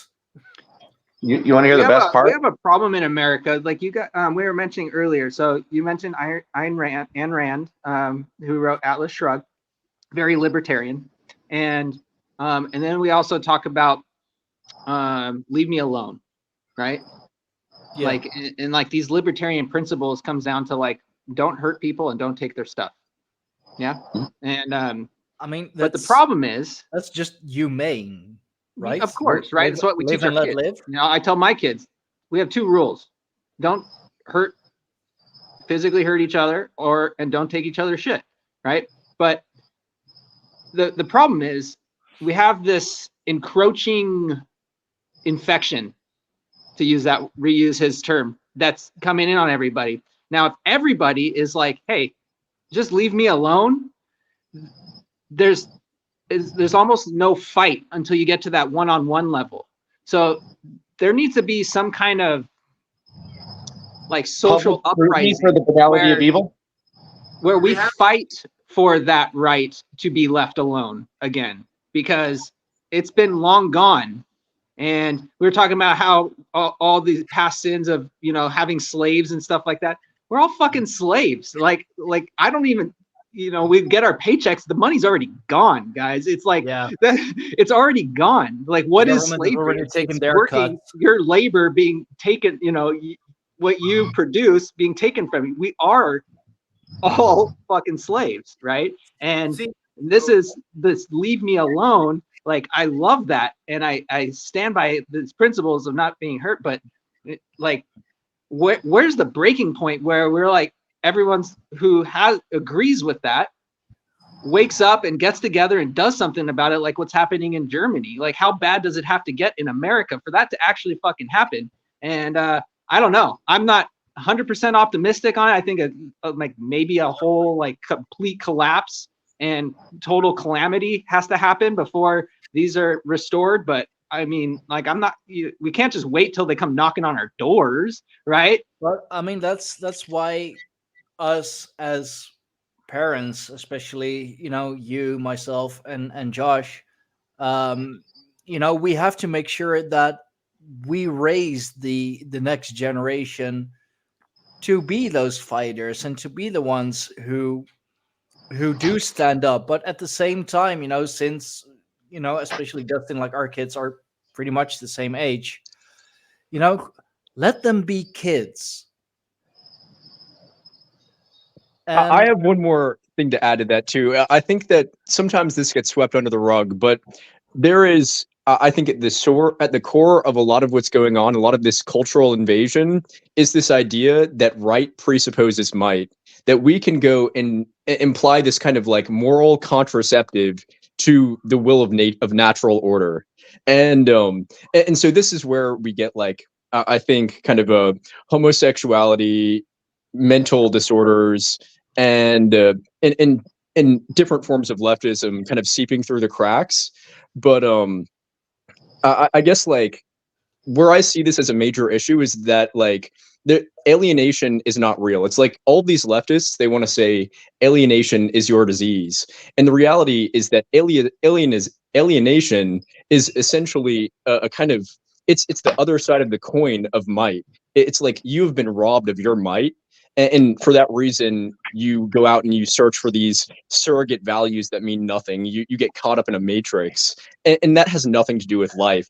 And so I think like, you know, when we're looking past these kind of like entrenchments of our culture, the salvation that I see socially, it isn't a mass cultural thing. I see it as like people just getting together organically and deciding to just go out in the woods and start from scratch, and kind of abandoning the baggage of the ideology of all of the existing history. I think this is a natural cycle, and no matter how hard we fight it, because the frequencies, if you look at every religious text, and Stein and I have had this podcast multiple times on this very topic of the destruction cycles, right? And in every religious book, the destruction cycles are always led by a breakdown in morality of society, right? yeah, And I wonder if that is some kind of vibrational change. You know what I mean? Because like you look at the animals, we were just talking about this the other day too. You look at the animals acting strangely now. We have moose walking off in one direction for God knows what reason. You have migratory bird paths going off track. Salmon not returning to the rivers that they're supposed to spawn in. I mean, you've got all this calamity going on naturally right now, and these animals are picking up on this frequency. And I mean, we've got these weird cyclical mashup events, like the double locust year in America this year. I don't know if that's global. yeah. But You posted about that. Yeah, I think this is a natural resonant change that is happening. And I don't think no matter how much we fight it, I don't think it's going to stop. I think it's going to continue until the natural disaster happens, whatever that may be. And then it'll just kind of reset itself, and humanity will go back into rebuilding and everything else. You know what's probably interesting? another is probably the Bob another Saga actually flood. predicted this polar shift, and that it's supposed to be coming within this lifetime. And what's actually supposed to happen, according to the saga, is that as the ice melts, all the deserts will become available.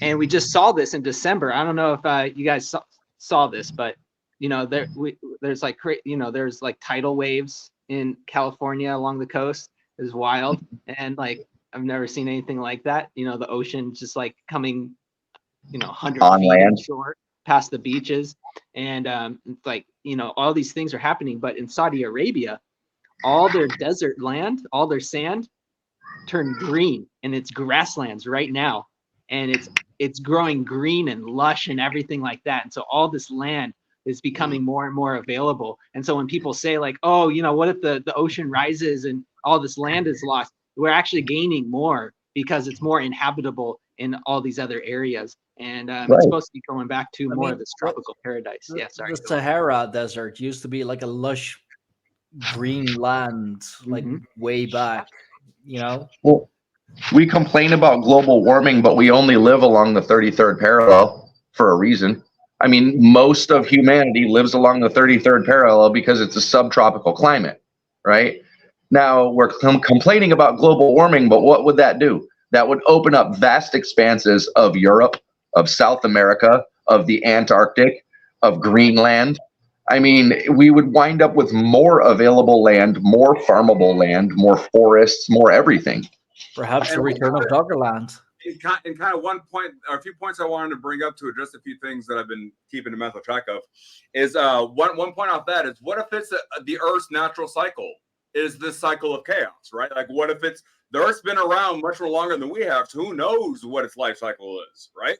And on that, the reason why some people don't like a lot of reasons why people don't want to stand up and rise up.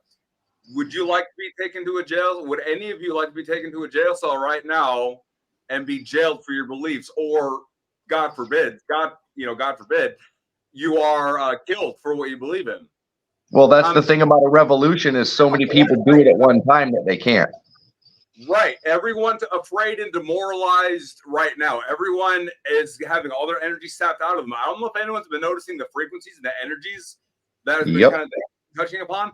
Me being psychically gifted and in psionics, which is basically psychic power, which is just energy manipulation and shit.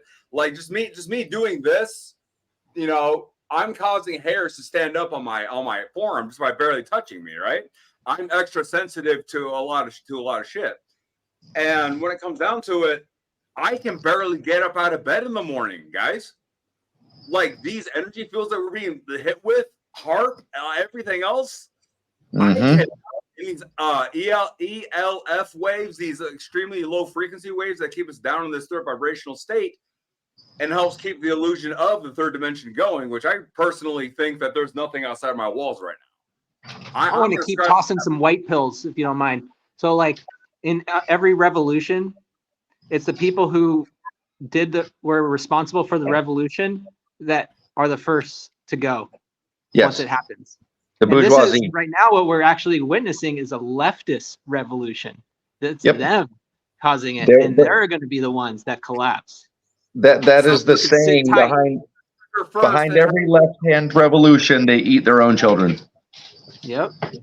So they're the idiots, basically, that put it in my gamer brain. Is they're the idiots that shoot their shot first at a battle royale. Right? Yeah, they're the guys that sell their cars to buy gas.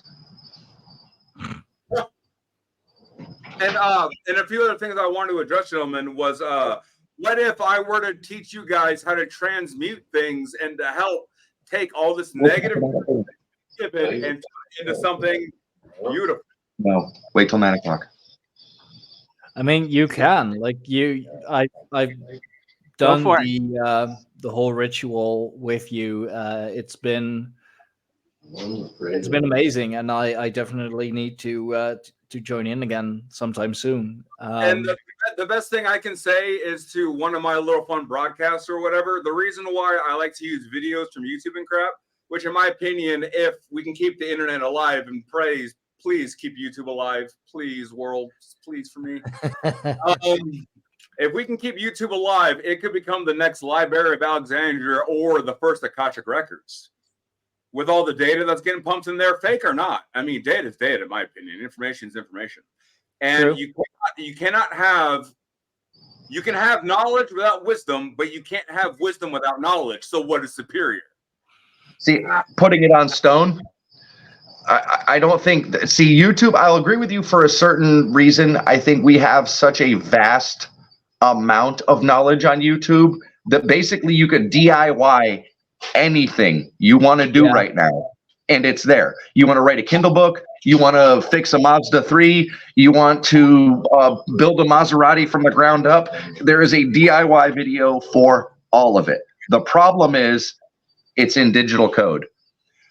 When we have a good enough solar flare, EMP, whatever the case may be, it's gone, right? The new Library of Alexandria wiped out in one solar flare.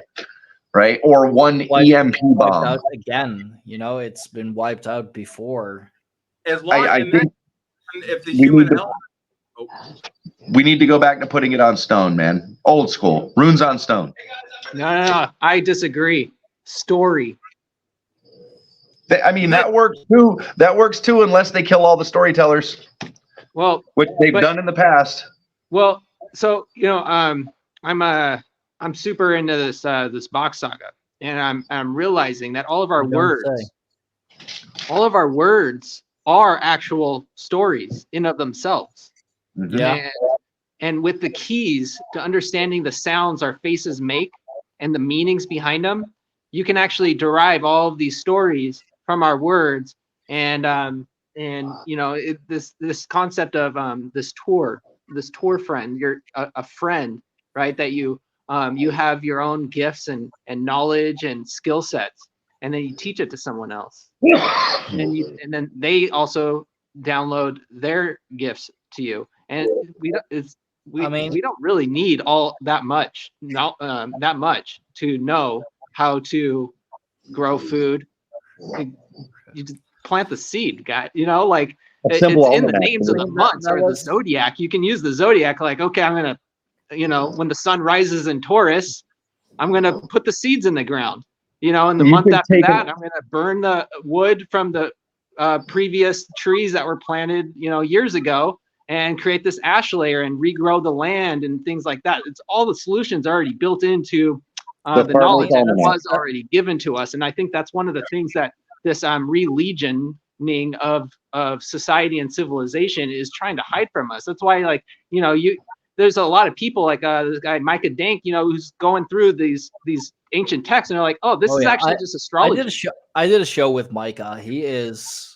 He's awesome. Like, I was just on his channel a couple weeks ago, 2 times, and nice. I was talking about Bach Saga stuff, but I when I heard all this astrology, I was like, holy shit!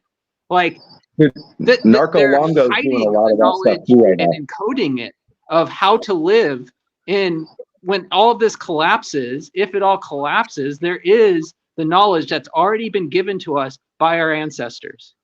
I mean, that's one of the reasons why, Josh and I wrote our books. Hey, gentlemen. Go ahead. Oh, my bad. Sorry. Logan, go ahead. Sorry, I've been talking over You're fine. We're all getting excited, and I just had a major epiphany. Hear me out. What if I emceed this little dumb ritual thing to basically transmute worldwide energies to make everyone have a good day, save the normies, we need our workforce, right? But basically, I'm in Iowa, right? I'm in the dab snack of middle Iowa. This gentleman over here is on the West Coast. You're on the East Coast. I don't know where he's at, but if you look at it, we're forming a triangle base just in the United States. So if you think about it, the more people that would actually get involved with a ritual that I can design tonight, basically, is it would compound the effect and send out those transmuting energies by using alchemy. Very if I were to disclose how to transmute very negative nonsense and bullshit and turn it into something beautiful, taking literally lead to gold, I can give you the equation, but all I ask is just be serious about it, because let's just say it didn't come with a money price tag. No. I've had an idea too that I wanted to run by Stein that I think is going to perhaps piss a government agency or two off. You guys know about Looking Glass and all of those projects, right? Where they use the psychics. Now imagine if we had a chat forum, right? Where, let's say, psychics with some kind of sensitive ability could all come to this place where somebody could ask questions of them, right? And that person could get responses from multiple psychics at one time and then weigh them all together and pull the answer out of it. Kind of like Minority Report, where they take 3 psychics at one time, and if they all 3 have the same vision, they know it's going to happen. You ask multiple psychics the same question. If you get a bunch of the same responses, that's probably going to be a nail on the head. You know what I mean? And you know what that also is a phenomenological account of omniscience. We're actually not looking at the psychics as in terms of their personal narratives. We're looking at what they're actually experiencing in a first person sensorium. Mm-hmm. Yeah. I love that. But a new Tower of Valeda is necessary. We ought to do that. We can do Discord, we can do anything else, and I can design a website that basically you need an invite to get into, but it's not on the deep or dark web. And basically I can design that website tonight. Just a way to vet them. You know what I mean? Like to find out if this person is just jumping on here for shits and giggles, or does this person actually have some type of, you know what I mean? You could have like a random test in the beginning of the website. Like Logan, you would set it on Twitter. That's my best. Logan, you would be a great gatekeeper yourself. Yes. Well, I mean, gentlemen, if you guys can actually see, I got to move a bit closer here. Funny thing is, explain how my eyes are basically pure black. Have you guys ever seen someone who claims to be a vampire whose eyes are actually black? They look blue from here, but that's, you know. I think that's the screen. Yeah. Yeah. Logan's a special one. Let's just, keep it at that. Yeah. I'm sorry, guys. I was basically locked in a room for 30 years, not treated the best. Let's say that. It shows. But, we all grow how we grow, man. True. But no, I mean, hell, Logan. Oh, my bad. Okay. No, sorry, but if you would be willing to create that space and to be the gatekeeper, or just the keeper. I don't like gatekeeping. If you would be the keeper of that realm, basically, is kind of what we're creating, I guess. I mean, my only thing is Discord's really great for quick video chatting and stuff like this. Like, we can form a group of like 30 people and we could all talk, and we just have to set up a rules of engagement. Discord's great. Twitter's great for finding and combing through the bullshit. Yeah. To find, not surrogates, but to go and find our subjects, I guess, for lack of a better term. And participants. Then this one website place, I'm not going to list it out loud because it's kind of a secret. I don't want anyone else knowing, just as of yet. But if you guys are actually really want me to do this, I can go get this whole thing designed up in less than 24 hours. Oh yeah, I would absolutely love to. I mean, if you're willing to do that, yeah, please. Because Josh, like that's an amazing fucking idea. Whatever they can do, we can do better, right? Right. I mean, we can take Looking Glass to a whole new level, but like I said, it's going to piss some people off. So just all y'all buckle up. You're exactly right. We need secrecy in this kind of thing, and I think that that especially pertains to like it's like when you get insights, you don't. It's like it doesn't necessarily mean that you can share them. Like the insight itself is like something that you've been able to stabilize within yourself. And if you throw that out into the environment, not only does it destabilize it for you, but it destabilizes it for everybody. Yeah, if that makes sense. I don't know if I can explain this in a better way, but I have this weird knack for saying shit, and then all of a sudden it's everywhere we fucking look, right? Like Stein and I can talk about the most obtuse things that never come up in normal conversation on a podcast. And all of a sudden there are mainstream news sources, podcasts like the Joe Rogan podcast, and all these other fucking people talking about the same exact shit we just hit up. And it's like, that's weird. We had a streak going with Tim Pool. Timcast IRL. Yeah. Dude, every time we did a podcast, going, like we were talking like Giants and Atlantis and whatever, and like all of a sudden he's doing that too. Like we were to the point that we're like, dude, if you're gonna fucking copy from us, at least give us some credit. It could be the 100 monkey syndrome. It could be that we are the last tailgates ascending through our timelines and different alternate universes, because your body physically does not ascend. It is your consciousness that ascends, the observer that goes. The body stays. Honestly, I think somebody that is high up in their organization was actually watching us, and then just on the sly mentioning shit, and it was getting brought up in conversation. Like even people in their Discord, let's say we had 2 or 3 people watched our podcast, and then they go in their Discord channel and start talking about shit. They read that shit before they go on the air, and they know what the discourse is, right? So I don't know if it's just like I said, ripples in word, We drop a little word in the bucket over here, and next thing you know, people are talking about it 20 miles in each direction. I mean, like at the same time, for like such a huge mainstream podcaster to like talk about those topics, even if it's That's just weird. a few of his listeners or like a few people that watch his episodes, like if it's just with a few of them that the seed that has been planted actually starts blooming, like even if it's just one, like I've said that so many times before, even if it's just one, that's already 100% result.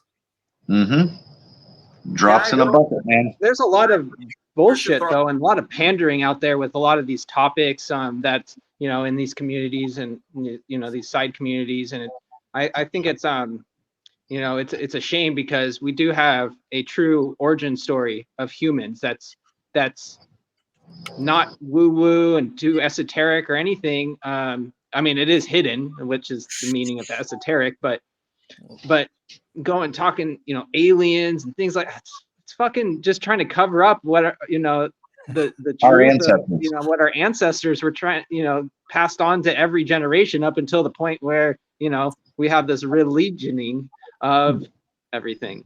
Like, I was already tired of the whole alien spiel before it really even kicked off. I was like, okay, like I know it's coming, let's just get to it. And then they started getting to it, and like, oh, it's so secret, and like everyone in the fucking like truther sphere was like, I fucking told you, like aliens exist. And I was just like, okay, how can people like they believe always drop aliens some exist? let's get on to the they always drop some bombshell about like, oh, this alien disclosure stuff at the same day at the same time as like some Hunter Biden story, and I'm just like, 100%. so stupid. It's fucking bullshit.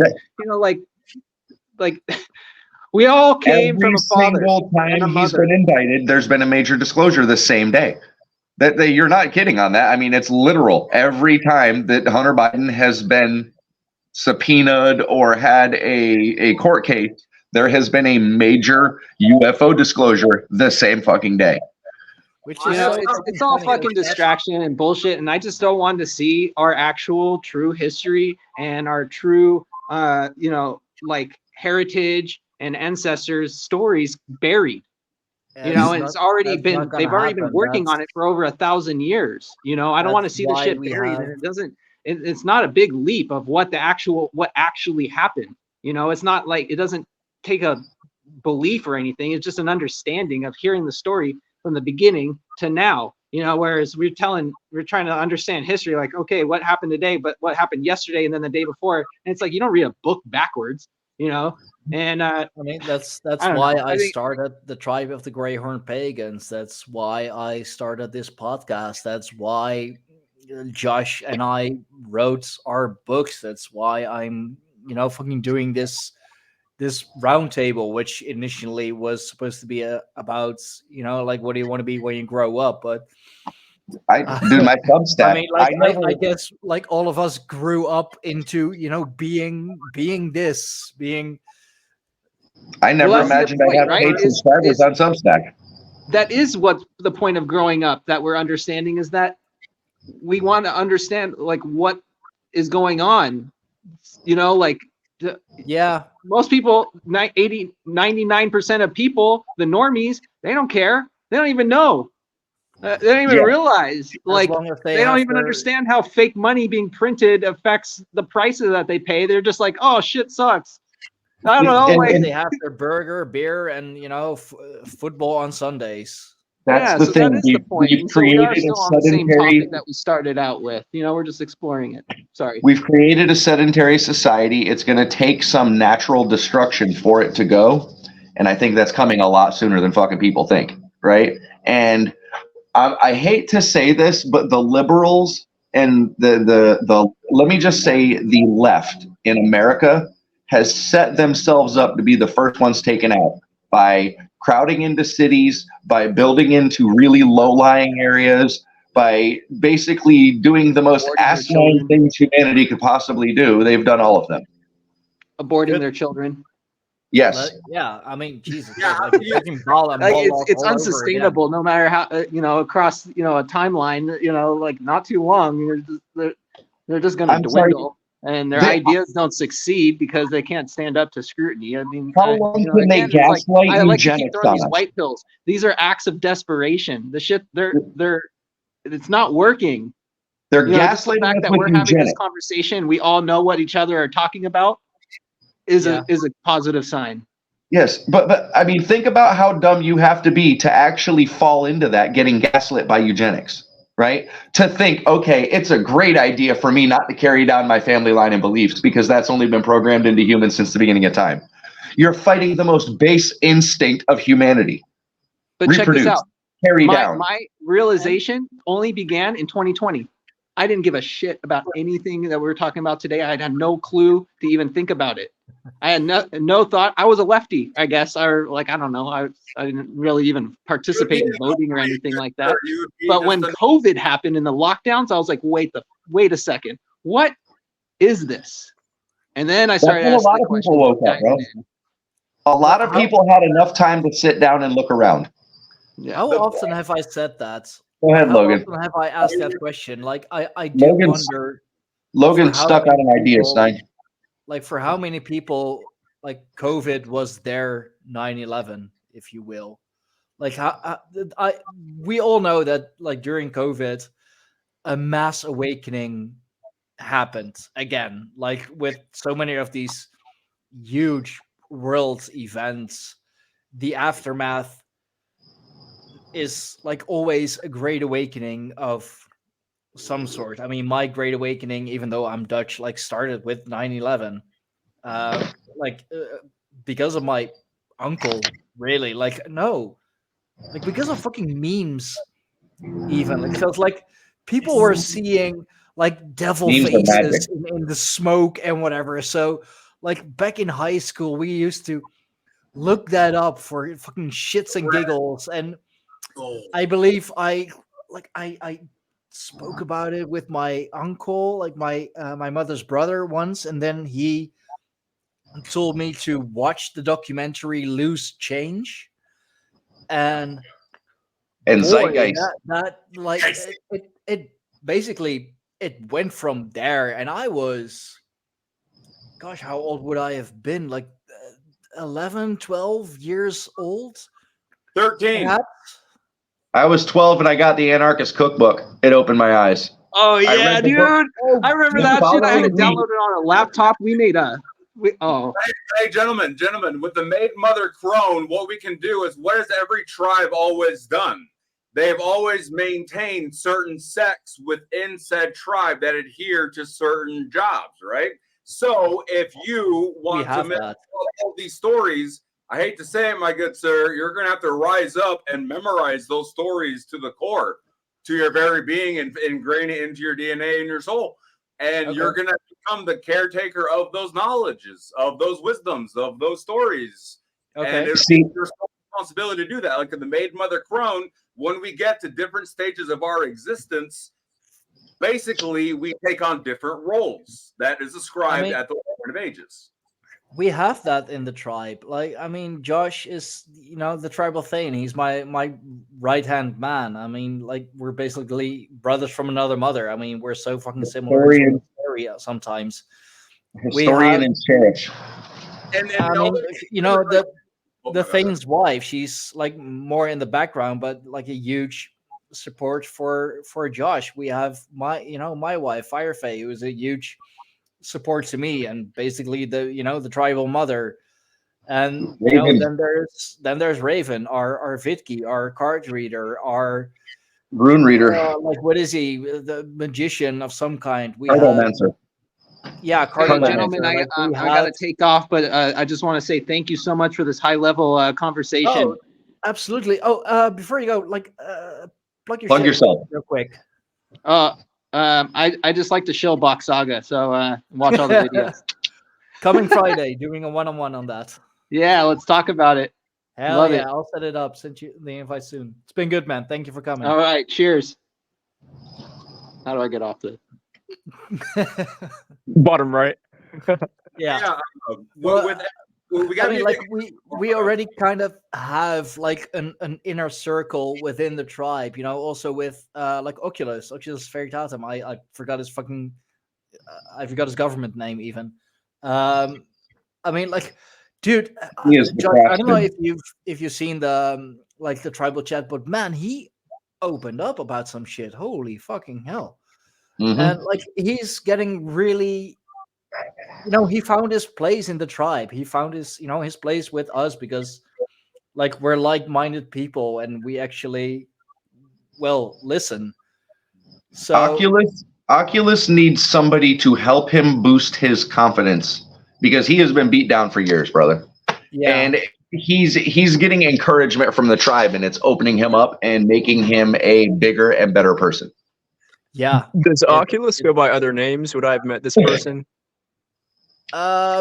Probably. I know he like mentioned his government name And once his or place of twice. employment.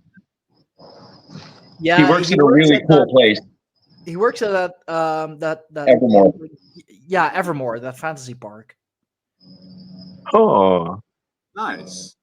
Yeah, And he gets has to his sell his own- crafted goods. Yeah, he has his own crafts and goods Etsy store.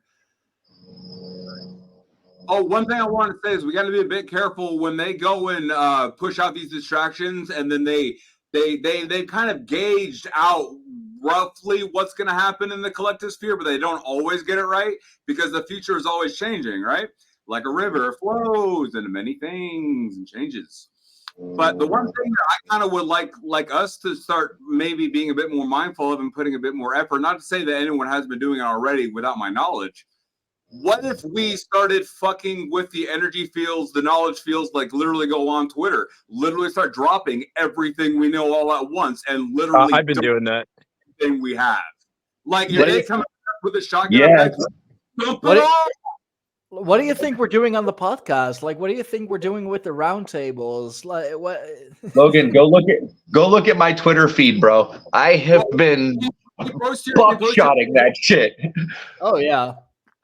And like on the podcast, we take it like into the pagan, into the witchcraft, into the the esoteric, the occult. We cover like really that side of it. The roundtables, like this one and the meat hall before this, were always like pretty free flowing. Like, yeah, I have a certain topic in mind, but it never stays on that topic. Like, we always, because there are so many things that you can like branch off into from that topic, which all relate back. It's all branches from the same tree.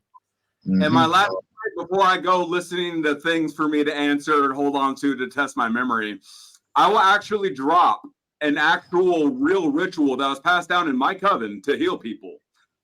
How it goes is this: you must first understand this basic principle. What affects one affects all. Do I need to explain this? Nope. No. Okay. Once you have attained that understanding, you can therefore form an energetic link between you and anyone on the planet, even in this dimension and whole universe, right? So when you have those two things in motion, what you do is you basically bite, quote unquote, latch on to their life essence, their main drag of life, and then you will pull that essence out of them, and then you eat it. And then in that eating of it, you transmute it and you send healing energies back into the person, therefore healing the wound that you gave them. And that is basically the simplest way to put it. And otherwise, you're basically really doing alchemy on people on an energetic and vibrational level. So that is a ritual that's been passed down in my coven, known as the ritual dance of silence, because there are no words, just tears. Thank you. I have like a that. great definition that I found today for magic. I think it's one that I kind of like. I saw a very complex written definition for magic and simplified it myself. Magic is science that the intended observer does not understand. I came to that same point when I don't remember when I figured out magic is just science we do not yet understand. Logan, I have a question for you, because what you've presented is different from my I guess what I've gotten as far as like what I've found out about kind of psychic vampirism, where like the ones that I've seen talk about it and the books that I've read on it, they essentially paint this picture of like you do exactly as you said, and then you take the energy in, and it's something that in essence isn't alchemized. Like they really don't have this idea of like how this can be anything other than an indulgent, kind of just feasting on the other. And in a sense, like they're becoming addicted to it. It's destroying them and it's destroying others. But what you talked about is something that corrects that mistake, it seems like. I'm interested if you had any comment on that. It's all about intention.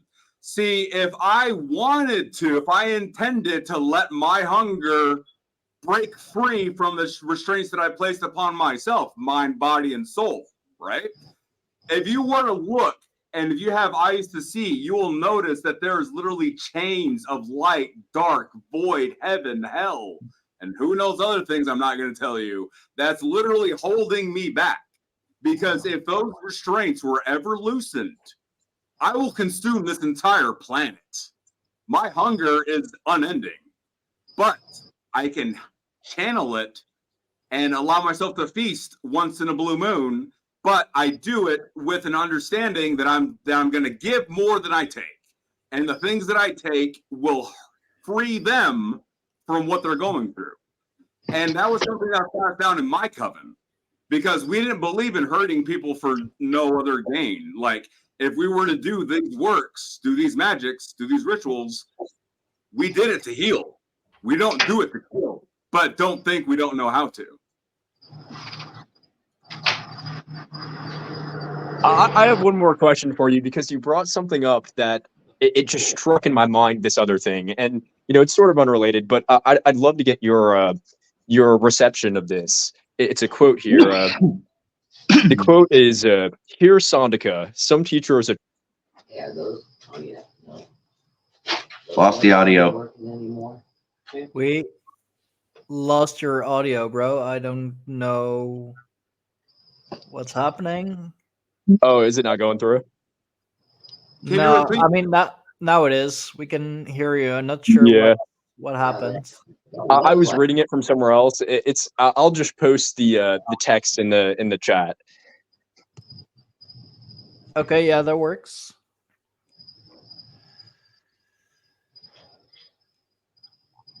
But I mean, yeah.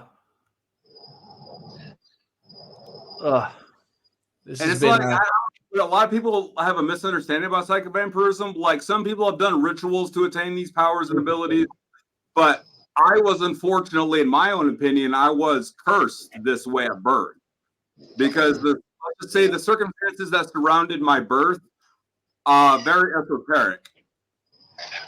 Laberlam, have you done the Future is Ancient with Corinne Atlas, the thing she does on Friday night?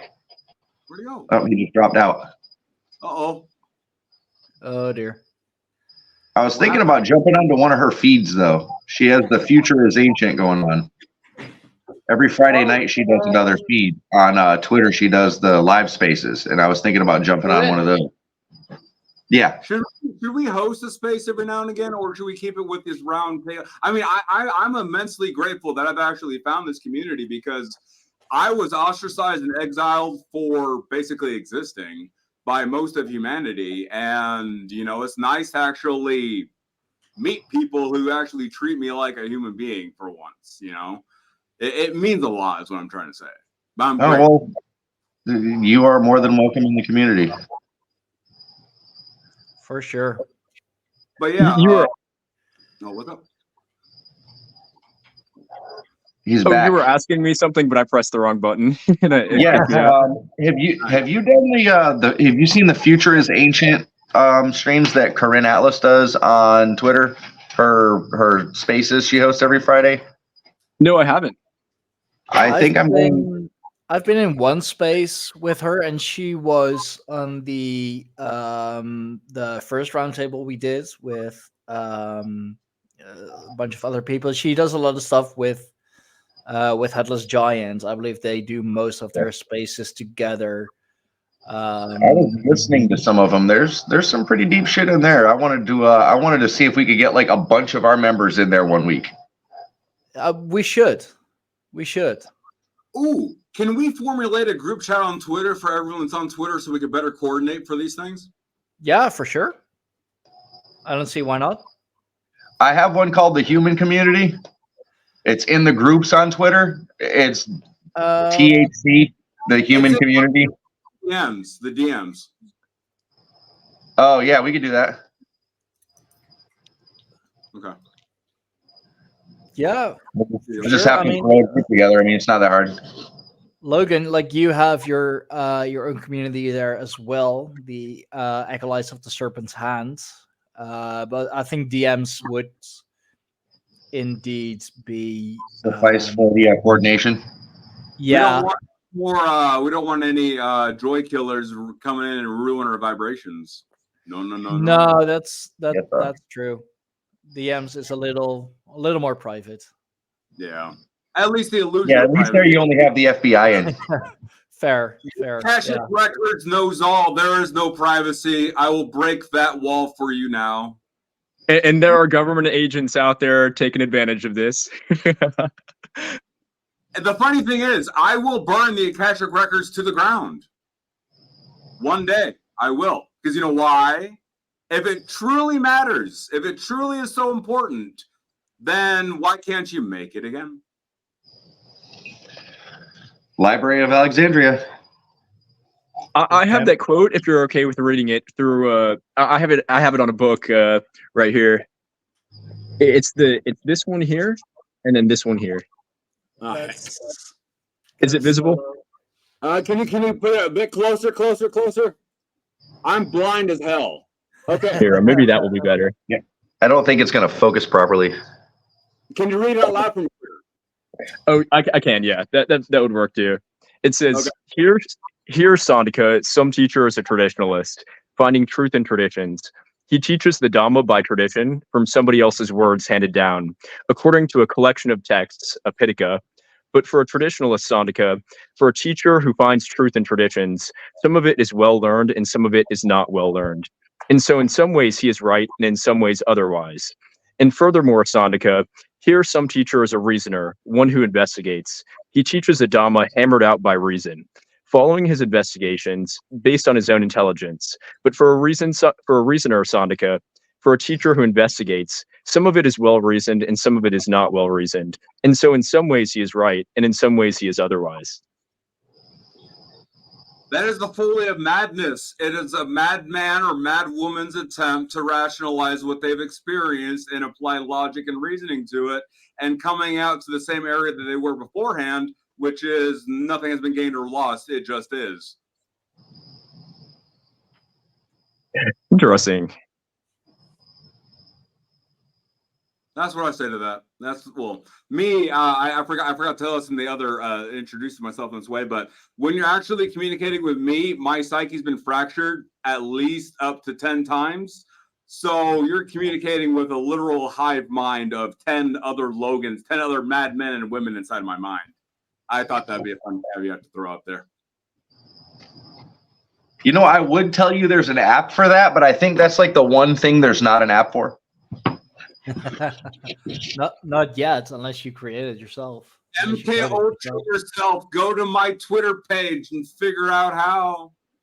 I think that would be more like an artichoke than an ultra, though, because the ultra was just one other personality that was like a splinter personality. Artichoke was multiple within one person. Or the blossoming broccoli. Yeah. Well, Project Artichoke was was one of those things that just got released in all of the new declassified. Yeah. Really cool shit about Ted Kaczynski and Timothy McVeigh and all these other really historic figures that were part of their programs. See, I like to joke around that I was an MK Ultra because it's the only thing that makes sense. Like, I believe that my true origin story is this. I come from a deleted universe, deleted timeline in the third dimension, and I was actually an amoeba that was grafted intelligence. And why is that very dangerous and stupid? I'm always hungry. hungry amoeba. But for all I know, I made that up, so who knows? I don't know. I oftentimes feel like I am in the Truman Show. So, I don't know where to go with that. I told you You're he's not wrong. special. You're really not. I feel like I'm an oddball in some ways because like you were talking about how like the energy currents were kind of bringing you down earlier in the episode. And I can't even explain it. My energy levels have been a higher level of hypomania than I've ever experienced in my entire life, and more stable and tranquil than it's ever been in my entire life. Just like streamlined. It's an interesting paradox. How can something be so chaotic and wavy, but be so perfect? Soma. Vibrational soma. All right. How can everybody on Earth be so antsy and so knowing that something is about to happen, yet so content at the same time? How can we watch the world crumbling around us and sit there and go, let's just sit back and watch the fucking show? This is not the way humanity operates, brother. This is a vibrational change. Unseen hands, unforeseen forces. Who knows? I don't. Well, that's the thing. Our governments, agencies, let's just call them the three-letter agencies that aren't exactly government anymore. Those agencies have always been the ones running the projects on, let's just say, human consciousness and understanding and the programming of the wet computer that we are. They ran the MK Ultra, Artichoke, Mockingbird, all of those great programs. Well, needless to say, they didn't just stop yesterday, and they didn't stop 10 years ago, and they didn't stop 50 years ago. So they're not going to stop now. And they didn't go backwards. If they were able to create the Unabomber so many years ago, what are they creating today? Living weapons. School shooters. My bad. Sorry. Exactly. That's well. I mean, I think any answer you could blurt out right now would be probably correct. The living weapons program is to take babies and to literally combine them with DNA and other things that I'm not allowed to mention. China. Not for fear of my life, but for fear of my friends and loved ones. I do have those, believe it or not. But living weapons was developed developed by a tank associated with the MK Ultra program. Essentially, you take babies, low income, preferably no parents, unstable household, unstable this, that, and the other, and then you groom them in a certain way, and then you instill certain DNA vectors into them. You activate them at certain points in their life. You train them along, and you basically form a Black Ops soldier, wipe their mind of it, train them, and then they are waiting a specific phrase or stimuli to activate those trainings. And those trainings basically result in everyone is the enemy, and I am taught to kill my enemy. Now, see, and here's see that mentality right there. Think about what the news has been pumping into everyone. And not just one side of the news or the other side of the news, but every fucking mainstream news outlet. It's all turning into the last episode of Philip K. Dick's Electric Dreams. You know the one, kill all others, right? Oh yeah, all the others. Okay. We're literally turning our world into that world, dude. Watch that episode again and tell me after COVID if that episode doesn't make so much more sense. After hearing this and kind of going through your guys' Twitter that I got and stuff, I'm actually fully committed to do a ritual tonight where there's something that I've been cooking up for a while, and I don't know if it's going to work. It's kind of like, I call it the Jesus Christ Superstar. It's like doing Jesus Christ 2.0, but not taking on the sins of the world, but taking on all its vibrations and eating it, literally absorbing it and corrupting it and glitching it out. And after our talk today, gentlemen, I am going to go full steam with that. I'm going to broadcast that fucking live. Because sort of like a Nirvakalpa meditation. Oh, this meditation, I basically ground myself into the earth. I connect to everyone that's broadcasting certain frequencies, because once you send out signal, you hold signal, and then you send out signal, right? So what happens if I come in and just steal all signal? What's stopping me? Nothing. Nothing at all. Because technomancy, everyone is connected by a form of technology via energy. So what's to stop me from interlinking with the internet, using my art, which is technomancy, getting direct access to people, pulling that bad shit out of them, stealing it, essentially, which I have no... I'll do it. I will do it. And taking all that bad shit, eating it, and putting it into myself and holding all the frequencies and tying them all to me tonight. Epiphany. All right, Because think about this. Everybody... All right, Logan, think about this. Everybody's always going, I can feel something different. We can just tell something's building up. Think about this. Everybody's got a cell phone in their pocket. How could the government break through to every mind in the world? EBS. Frequencies that we cannot hear, but our subconscious mind picks up. Dog whistles, right? Cell phones, computers, everything's got one. Every speaker that you have connected to a receiver is capable of doing it, broadcasting a frequency that your ears can't hear, but your mind picks up. So what if we make the conscious frequency that I were to send out be amplified infinitely by creating a time loop and then releasing all that energy at once, worldwide? Because if I'm receiving signal, then what's stopping me from drowning out that signal with my own? Being aware of it is a shield. I don't wear shields. I eat all hexes, attacks, and curses head on. That's just who I am. No, I'm just saying personally, as long as you're aware that something like that is a possibility, you are shielded from it.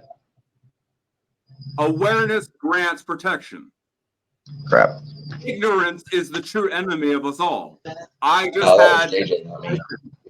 had a revelation, gentlemen. I'm not even kidding you. I'm not even trying to be facetious. Hold on, gentlemen. I lost sound. I got to jump out and jump back in. That's fine, man.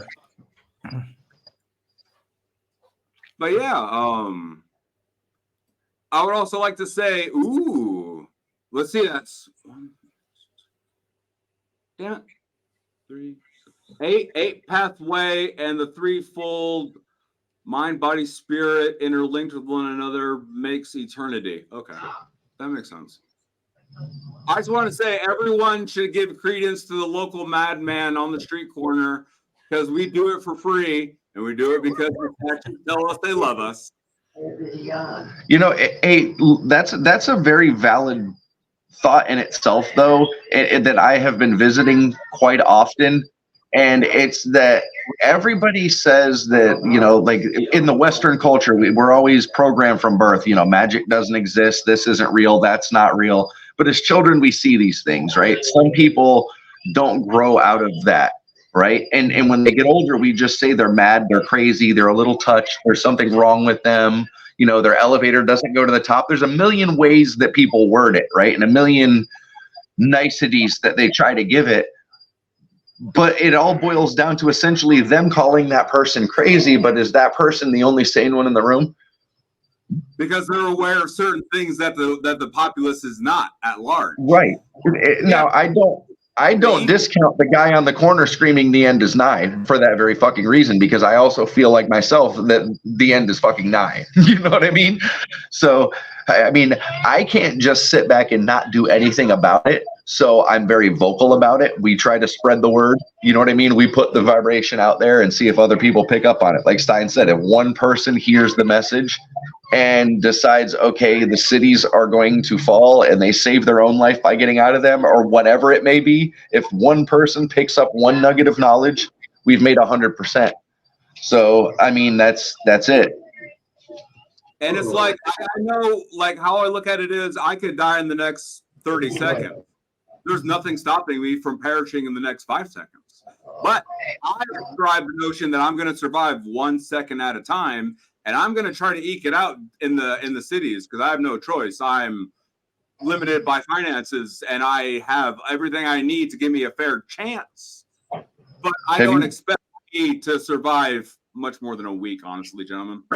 I've been looking at universalities between all human cultures and species and just everything like that, right? And I've come across this weird thing with the Purple Lady, right? Have you guys ever heard of the Purple Lady or seen any videos about the Purple Lady? Like, No, this I is guess the first I'm hearing of it. it started with people, like, I guess people started broadcasting it and talking about it because multiple people witnessed her on DMT, right? But it's something that people doing LSD and people doing psychogenic drugs have literally been seeing for millennia, right?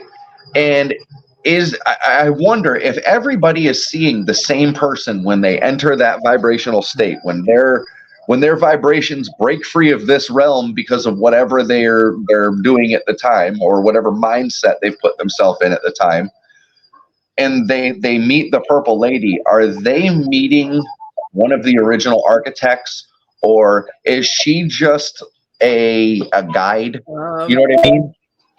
She is a ascended master. Firefay did a reading for me on my birthday, and she is one that came forward that that had to be read. So she is an ascended master. Lila Dame. How would you say the Purple Lady in Dutch? The Paarse Dame. The Varsa Dama? Paarse Dame. The Barsa Dama. See, in German, it's Der Lila Dama. Yeah, lila is it's a shade of purple. The Violet Woman. The Violet Lady. Yeah. The Yeah, and lilac. it really got me off guard the other day when I was looking that name up in different languages. And when you come across this language called Kannada, Kannada, it's an ancient Indian language, like 9,000 fucking years old, like ancient, right? And I typed in the Purple Lady and hit translate. I'm not shitting you. It says Der Purple Lady. I'm like, what the fuck?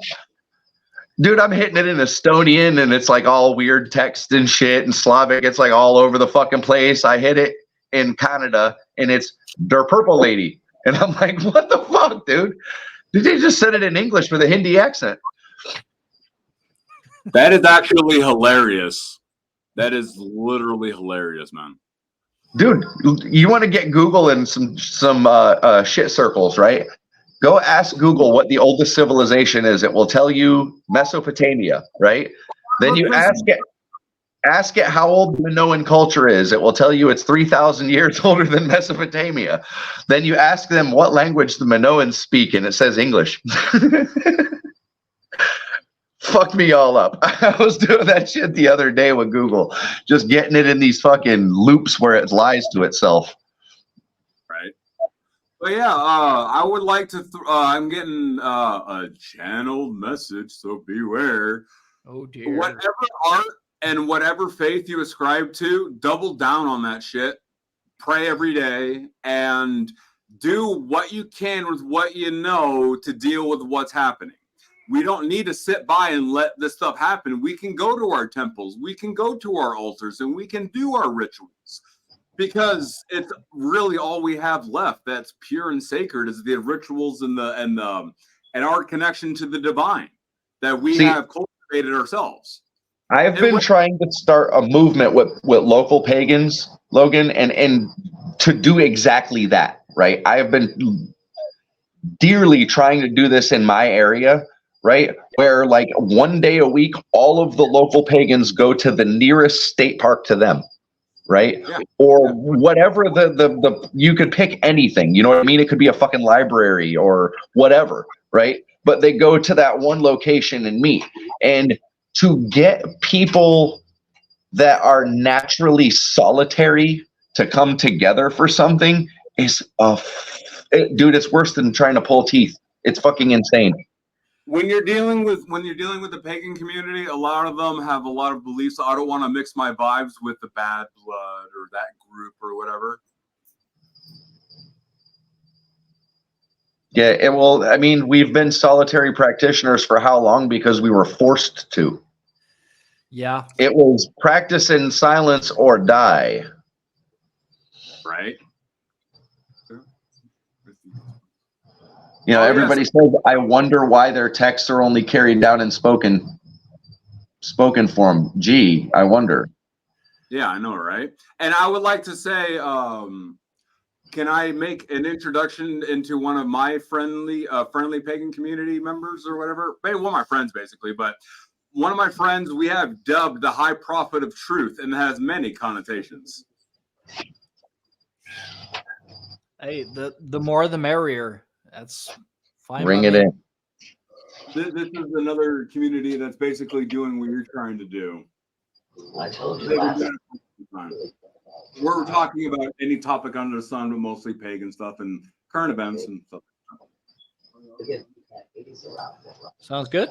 Yeah, bring them in, or bring us in, or Something. way. Oh, tomorrow. That finding your roots is about. And let's see, what else is crazy that I could throw to you guys that would be astounding in the world knowledge base. Oh yeah, one thought process is earlier. Can it be said that anything happening outside your four walls is actually real? No. Can you put a shadow of a doubt that there is an? Well, if the tree falls in the forest, does it make a sound? I was. Does nobody around to hear it? Yes, it does. Can you prove it? Precisely. If you're not there, how do you know? Or viewers watching.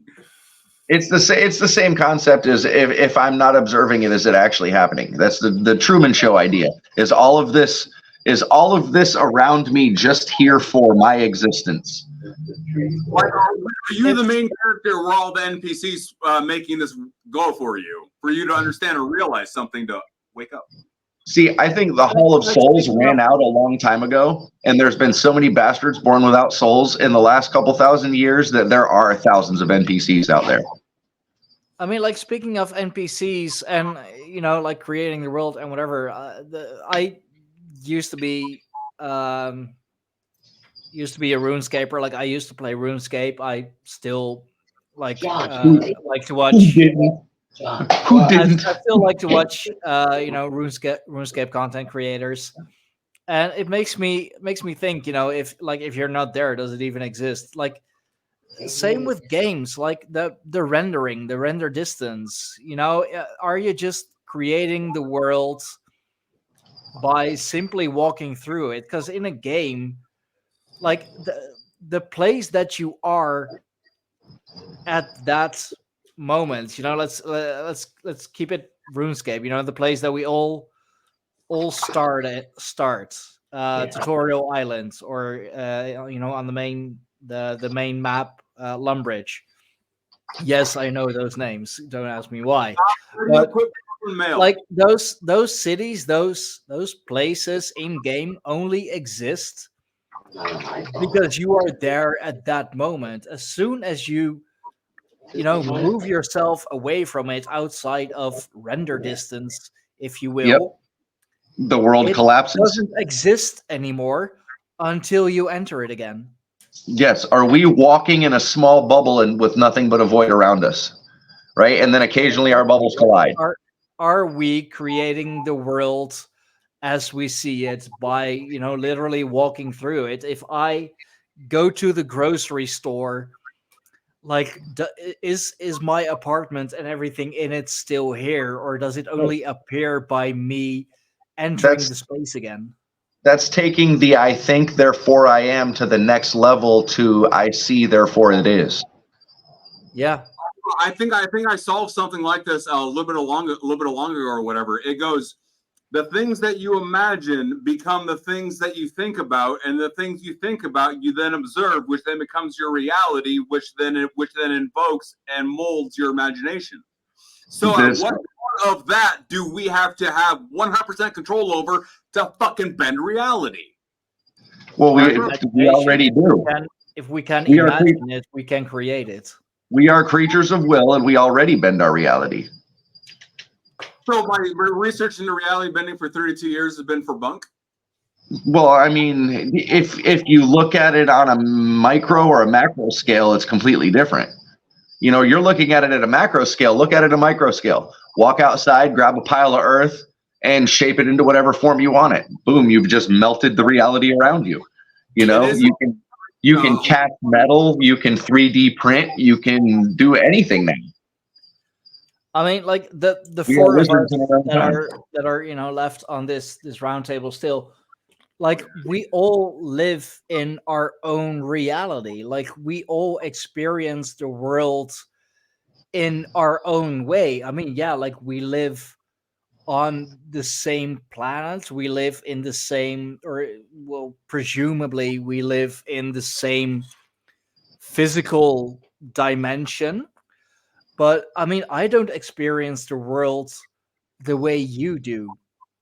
And you, like, neither of you experience the world the way that I do. So, in a way, like, you know, we are our own universe. We already live in different universes. The multiverse exists because we are each our own universe. If anybody told you 10 years ago that you would be cooking synthetic 3D printed meat in a restaurant in 10 years, would you have ever believed it? No, I honestly would. I would not believe that you can glue meat together and call it a burger. No, you know, let alone a steak. Stein is one of the few in the tribe that have witnessed that shit. And I have walked into a grocery store locally here in Florida and picked up a bag of potato chips that had cricket listed as an ingredient. Dude, I have made vegan steak. Nope. It was like quite literally 3D printed steak. And you had to fry it in oil. It wouldn't work in butter. But it just stick right to the surface you were cooking it on?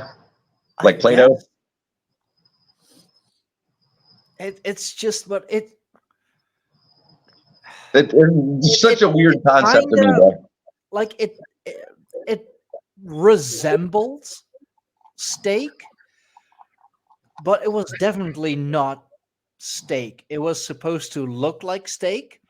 It was supposed to like feel like steak. It had to be like everything that steak is, but without the cow. Actually, without actually being steak. That's just so foreign to me. Like and this is another thing I can't get. People looking forward to living in a pod just because they won't have to pay rent to do it. Oh, I can live in a pod, but I can do it for free instead of paying rent to live in a normal size house. Well, fuck it, let's go. It's like everybody is. We're moving in a society where we have one sect of people going, "Give me freedom," and the other sect going, "Please take it." Well, those pods are already happening in China. You know, they have those hotels where you're basically in like a storage locker. Lamb, like they're already happening in America, bro. No way. What's a studio apartment? Studio? Oh, yeah. But see, okay. I mean almost like a drawer that you're in. No. Right now, they're in Florida. We have always been this lavish, bigger is better, you know, McMansion kind of state, right? Mm-hmm. The new housing that they're talking about putting into one of the fastest growth development areas in Florida right now, the new West Palm Beach is what they're calling it, right? Is pod houses. They're calling them micro studio apartments. Micro studios, bro. Yeah, like give them some fancy name, hike up the price, and yep. And that's exactly it. Oh, we put a nice Moen faucet in it and a really expensive toilet. And now it's considered luxury. I don't get that. Fuck that noise. I mean, like in Amsterdam, it's the same. Like you have apartments there. Like you put in a bed, you put in a wardrobe, and that's really all the space you have. Yeah, no. Like I walk into one of those things, and the first thought is like, where am I supposed to put my cow? Like they rent out those places, like literally the size of a 2-person bed and a wardrobe, and like that's all the space you have, because like you need to walk somewhere.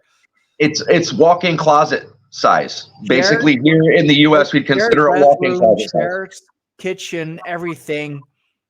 But Mhm. they'll ask you to pay like $600 a month for that. Oh, For, I'll take like, I'm living in a walk-in closet. I'll take it. I mean, like, Yeah, but pretty much for something that fucking Harry Potter slept in. But Stein, when your alternative is $600 a month for a place to sleep, and then you can spend most of your time outside of it, right? Or do you spend, the absurd $3,000 a month to have a 1,000 square foot, normal 1-bedroom apartment with a living room and a kitchen? When those are your options, that $600 closet, they're forcing it. They're forcing it to make it look good. I mean, in this economy, with the current value of fiat money, I mean, the $600 closet is pretty much like all I can afford, and even that barely.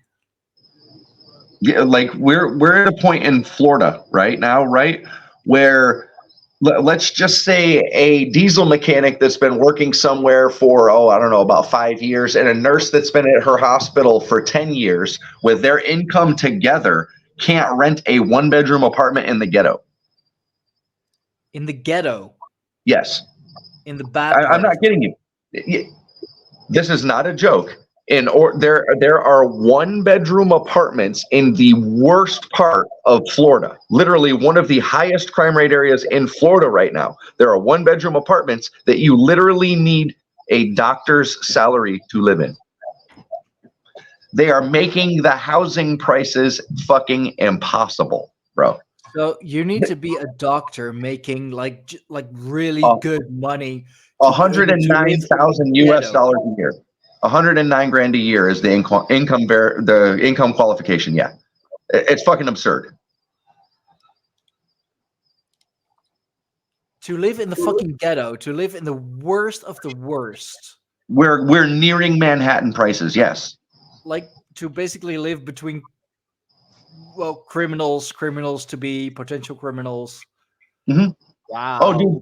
Listen, there's luxury developments. This is not a joke, right? Picture this. Picture you buy online this house in this luxury development.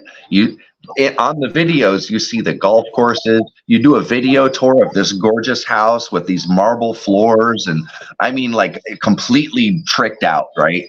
You pay $500,000 for it. You move in, and when you get there, right outside of your gated community is about 75 crackheads in tents, cooking meth, passed out on the sidewalk, doing fentanyl, fucking zombies half passed out for 1.5 miles up the road before you even get to your gated community, right? Dude, there's these gated communities popping up all over the place, like where all of a sudden they'll tear down this park in the ghetto where there was just woods, and they'll kick all the homeless people out and build a gated community and put luxury homes in it and sell them sight unseen to people that don't live around here. But like when you want to build a wall between your country and another, that's a bad idea, and that's something that you basically should be, I don't know, deported for. If they could, Listen, they would. I'm all for not building the wall to Mexico and just taking the fucking country over as a U.S. state. I'm cool with that too. Don't build the wall. Fucking take it over. We'll straighten the shit out real quick. It may look like San Francisco, but that's better than what it looks like now. I'm just saying. Yeah, fair. But don't get me wrong, there are areas in Mexico that are awesome, right? But you get into about a 70-mile stretch of the border, and it's hell. Yeah.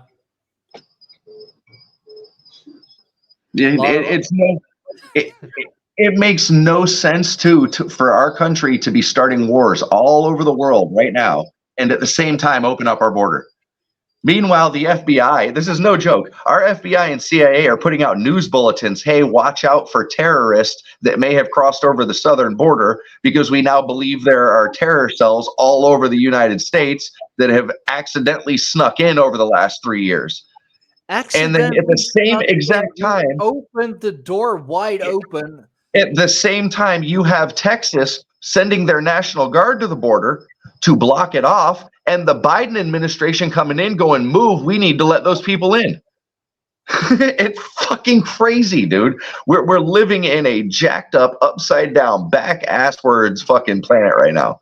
The vibrations are all fucking out of whack. Terrorists coming over the border. Let's open the gates even further and put a neon sign up. See, occasionally humanity gets into a harmonic wave where we're all going up and down at the same time, right? But then you have these dissonant waves that come across each other and they contrast. We have people living in two worlds right now, and that's happening, right? These waves are cresting and peaking at opposite points. That's what I mean by like we are all our own universe, because you know the split has already happened between people. You know, look at the people who fucking bought into the system are so incredibly dependent on, you know, on their belief that the system works. Stein, there are people in America still arguing that if they vote for Trump or Biden, one of the two, they'll fix the system. When both of them had 4 years in office and nothing fucking changed but for the worse. Hey, you know, next time just vote harder. That'll do it. Exactly, and that's where I'm at right now. Oh, gee, maybe if we vote 4 more times, they'll fix it. Like, I don't think voting is the fucking answer anymore, people. I remember the last time we had a real change in this country, and it was called the Boston fucking Tea Party. Maybe the next one will fix it. He promised to do it. Oh, he made things worse. Oh, well, there's always the next one. Well, I mean, look at the Boston Tea Party. It was a peaceful protest.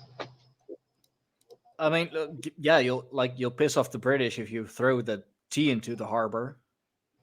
Yes, but all right. Imagine if the Boston Tea Party happened today. How would they publicize it on the news? And now that depends. Which side of the party were they on? Probably terrorists. Well, no. See, because if they're on the left, then they're going to say they were fighting for freedom and democracy. But if they're on the right, they're going to say it was an attempted coup of the government and an overthrow. And see, two separate realities.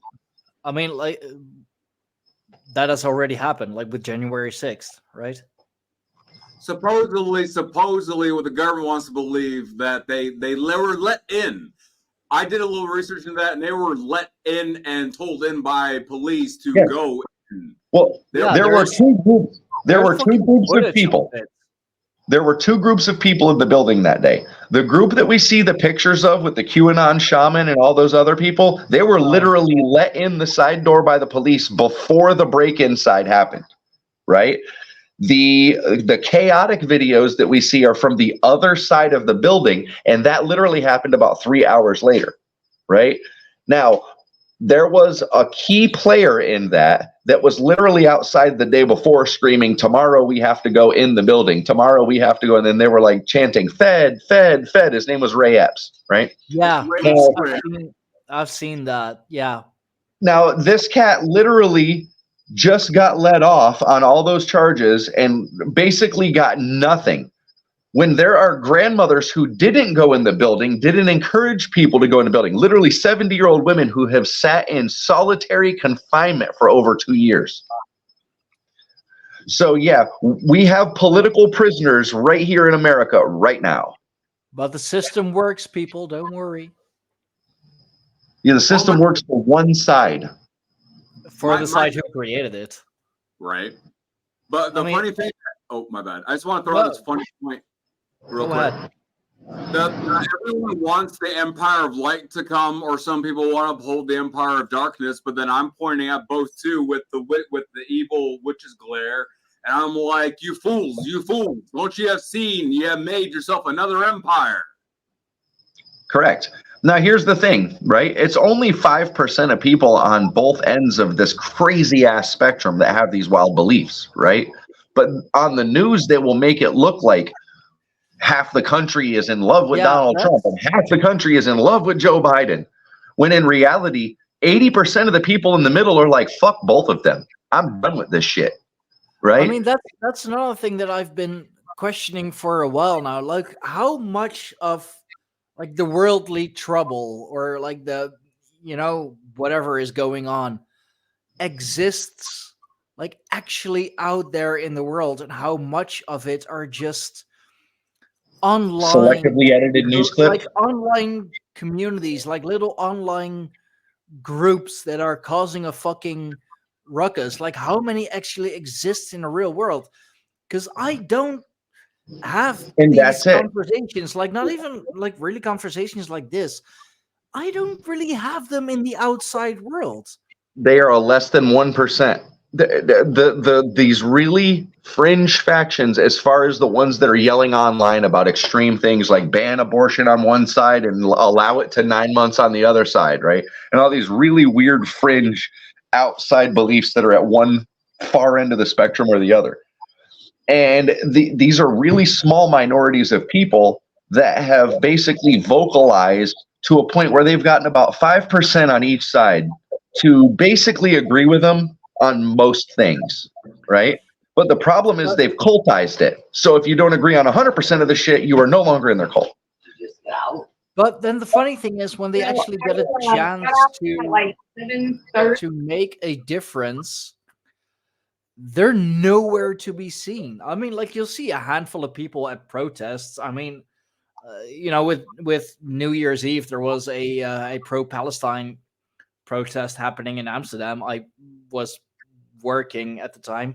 Yeah. Yeah. Like I was working with New Year's Eve. I stood, well, like pretty much face to face with the Palestine protesters, like pro-Palestine. It was a handful of like limp-wristed, you know, people. But like if you look online or like wherever in the news, call them like, soy boys. It's yeah, pretty much. You know, it's thousands and thousands of people calling to, you know, free Palestine. But like, how many do you actually see on the street? I mean, we were told that there was like a group of Queers for 300 people Palestine gathering at like Dam Square. How Queers many for were at the Palestine. Museum Square where I was working that night? I don't know, 20, 30, maybe. Listen, That's like those are generous numbers because I don't even think they were that much. there was this protest that made the American news stations, and it was on a lot of stations. And the way they shot the video, they made it look like there was a lot of people there. They're right? really crafty with that. Yeah, but when you got some other news clips of this protest, which that was the Queers for Palestine protest, right? And they had they had some of the most ridiculous speakers, right? I mean, people literally saying you knew they were almost trolling, but it was like they committed to it. It was the weirdest fucking thing, right? Where they're those like, are the best though. a country where the people will take us to the top of the tallest building, and you're waiting for them to say throw you off. You just know that they're going to say and chuck me off the building, right? But they would say bring us up to the building and elevate our voices, and you're like waiting for that chuck me off the building to come, and it just never came, dude. It was the weirdest thing. It's like, how can you take yourself seriously? I thought that was so fucking funny. I've seen that, like a LGBT group fighting for a group which Would literally far fucking from accepts them. Like they'll like literally hang you in the city square as an example. No, stoning and beheading for being queer. Sharia law, it's stoning and beheading. Medieval practices. But like let's fight for them because they're on our side. There are people. They're also a suppressed minority. They keep saying pro-Israel, pro-Palestine on the news, but I have this one big question, right? Let's just say, I mean, and this is just a ballpark. Let's just go throw this one out there. Let's just say that the U.S. does successfully help Israel. I don't know, push Hamas out of Palestine. What's next? Because they're in Jordan, they're in Lebanon, they're in Iran, they're in Turkey, they're in literally every country all the way around them. So what's next? Which country's next? You're gonna get the same situation you guys had with, Al Qaeda, ISIS, whatever. Then you're gonna retreat after 20 years and leave all your shit behind.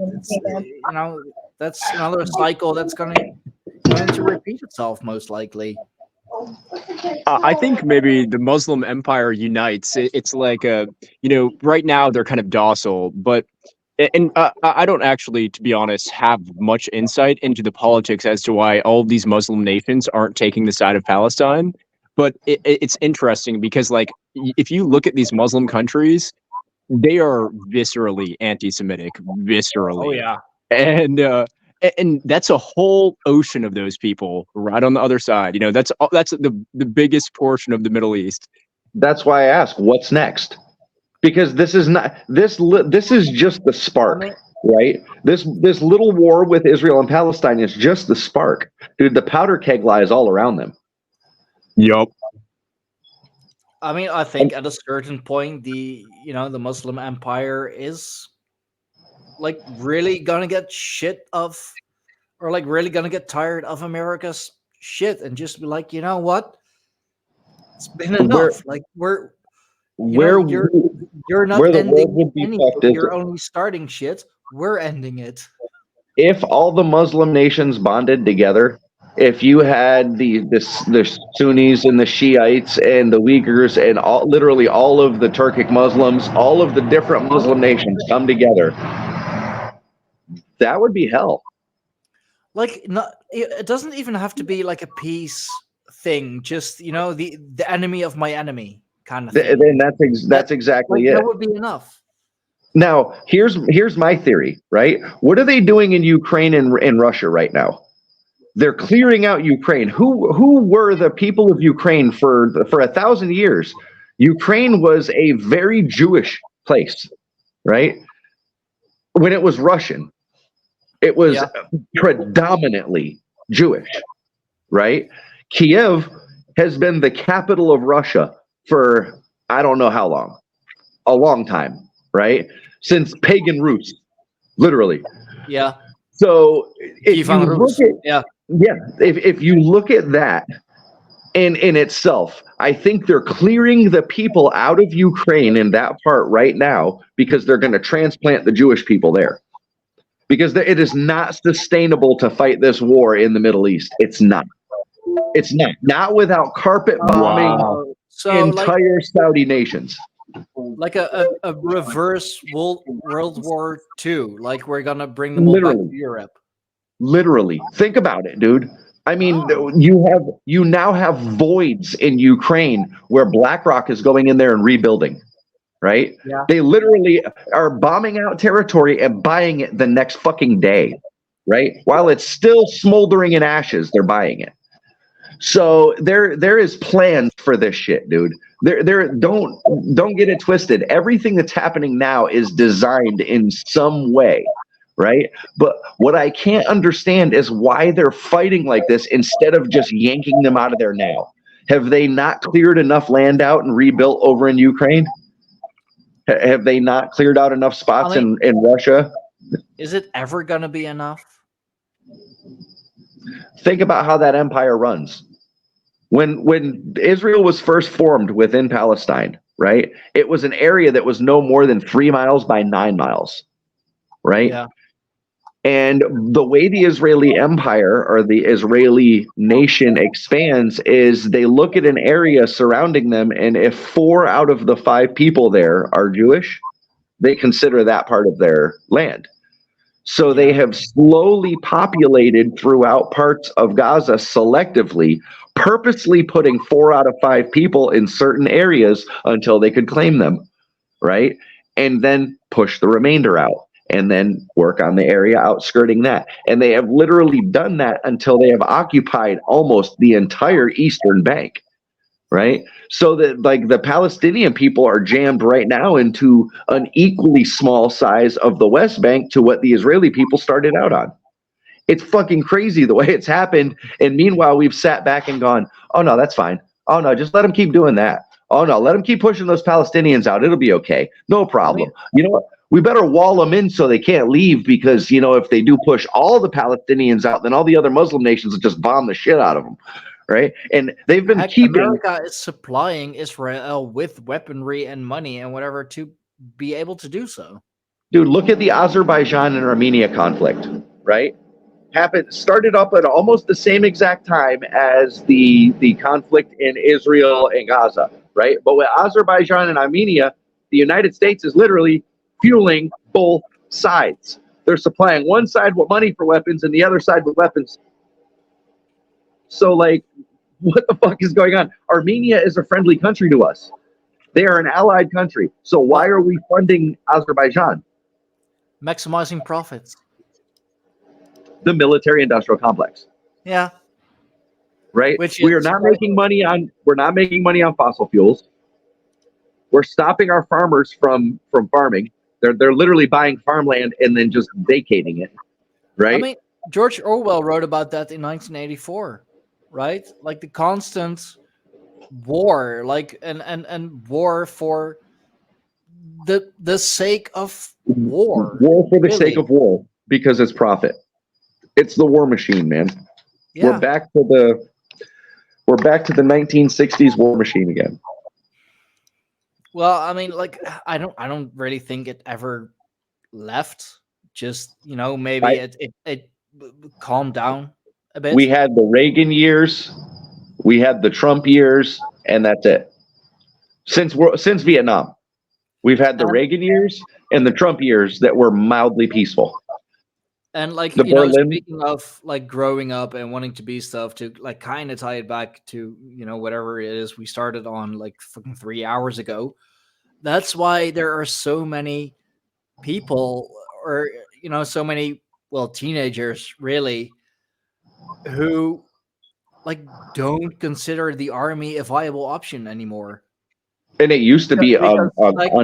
They look around them and they're like, why the heck should I? I mean, like, first of all, you're not doing anything for us. Like, you're only giving us a bad name, especially if you're, a white male. Then, like, the army is not for you. It's for anything and anyone but. Mm-hmm. And like it's getting also like how you treat your veterans. Like, it's taxation without representation. It literally all boils right back down to that. You're a hero if you fight overseas in any fucking country but home. But as soon as you get home, it's like, yeah, well, good luck.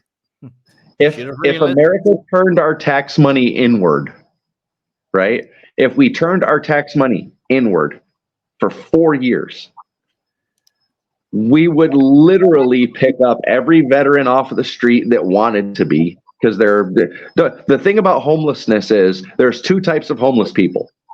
Homeless people that are designed to be homeless people, and homeless people that are accidentally homeless people, right? And the ones that are accidentally homeless people will work their way out of it, usually on their own.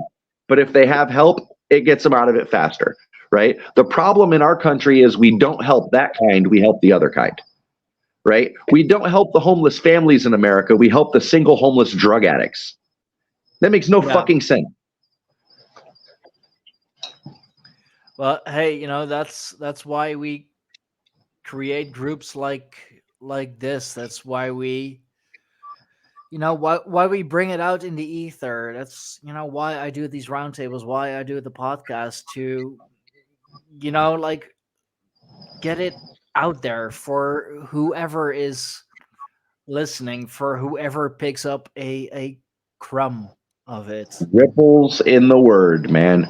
If you feel a single ripple and carry it further, we made it. Then eventually the ripple goes over the whole lake. Yes, it does. I mean, yeah. Now, we have always remained as a diverse group, though, and I think that has been our strength more than anything, because we've never become an echo chamber. But like the Greyhorn Pagans, like, we're true diverse. Like, what all do we have in the tribe? Like, a couple pagans, and like you and me, we have Norse, Germanic, Vedic. I mean, we have Raven, who is more into the magic side of it, also, but also like very, very knowledgeable.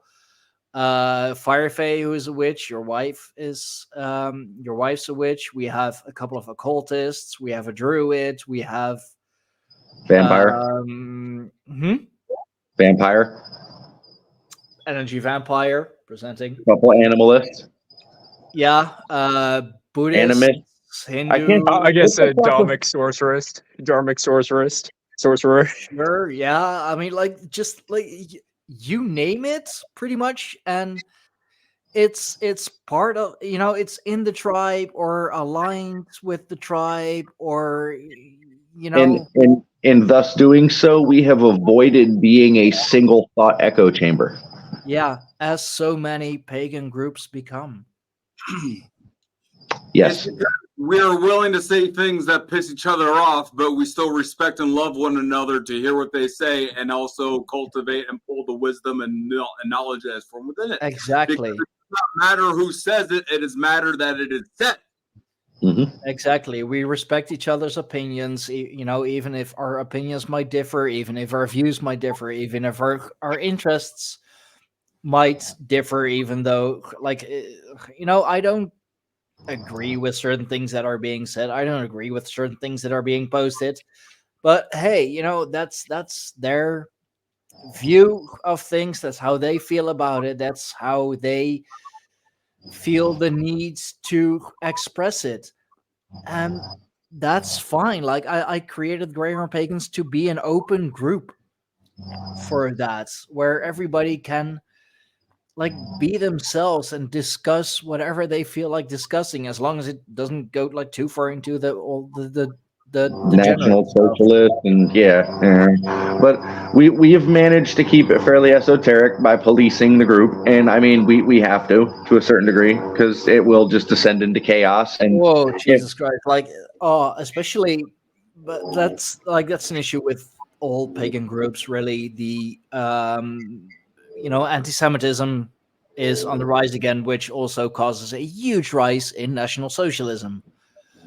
And that's the one thing I can't, and this is what I can't express enough to anybody who is looking into Norse or Germanic paganism, to anybody that's interested in the topic, right? The Golden Era Vikings did not encompass what Germanic paganism and Norse paganism are. No, they were a very short time in the history.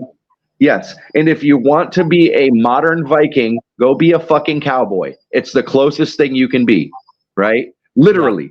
Yeah. You're not going to be riding on some boat with an axe raiding villages in fucking England. So go buy yourself some cattle, start a ranch, hire some ranch hands on, boom, you're a Jarl. That's all I have to say, dude.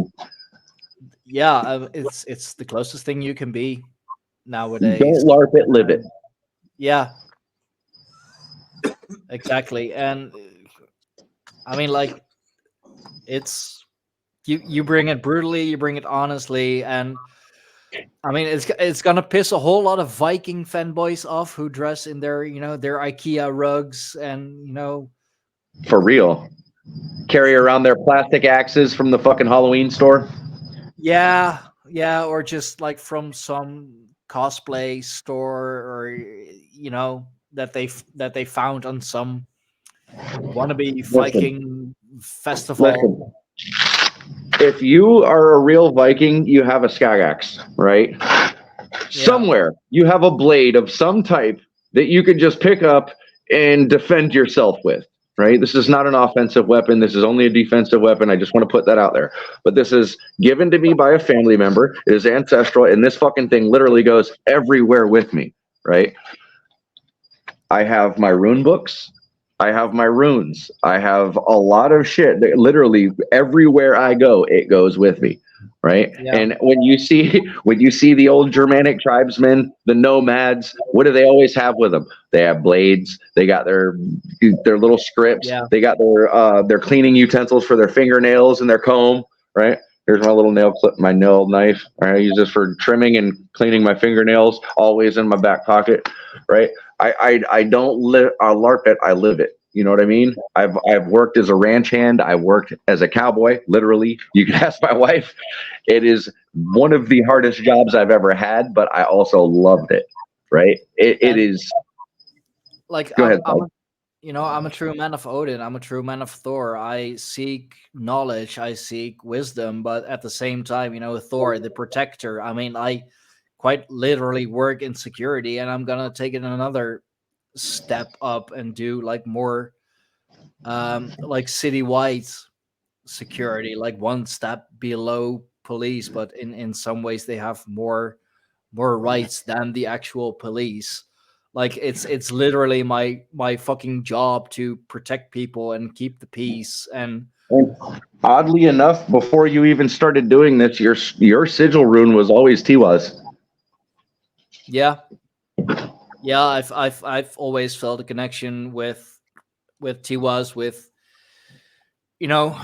wanting justice, wanting to do justice, wanting to keep justice, wanting to see justice. And like Tiwa's and Donar, they go together like that, the protector and the just one.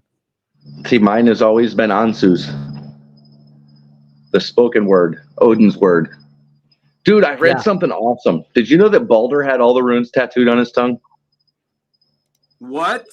Yeah.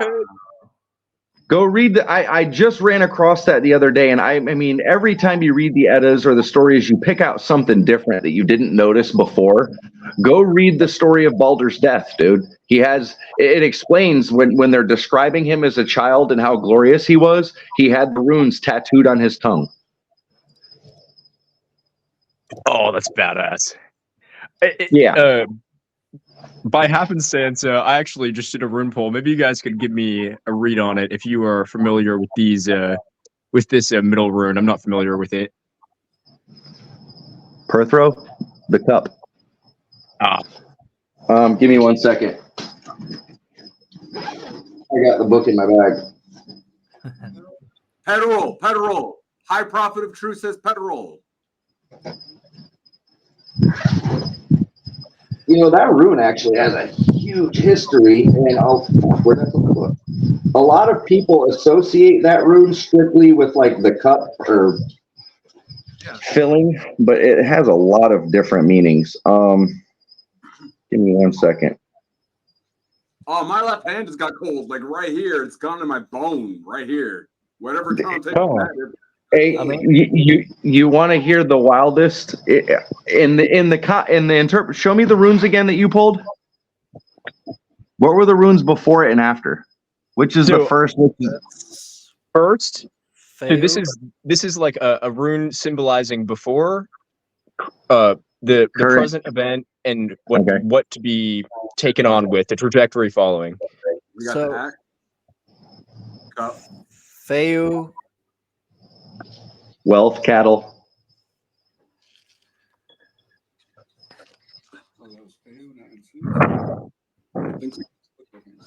Yeah.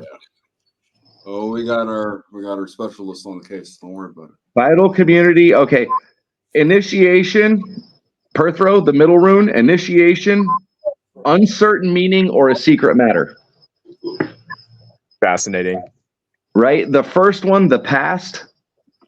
You could take that as, I don't know, like a wealth of information, wealth of some nature, abundance, possessions, vital community wealth, right? Like the health and wealth of the community, right? So that would be the past. The present would be the Perthro, which would be the initiation. And what was the final rune? It was the thorn. This one. What are your thoughts? Yeah. Yeah. That's the gateway.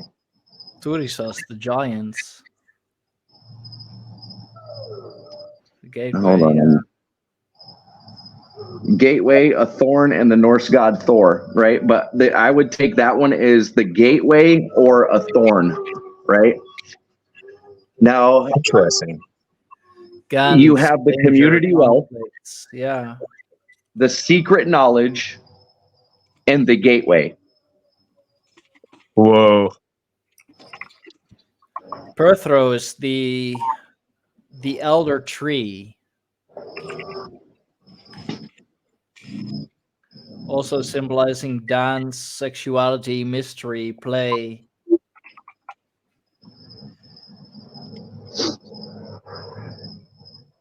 Yeah, but their esoteric symbology and their meaning in rune reading are different things.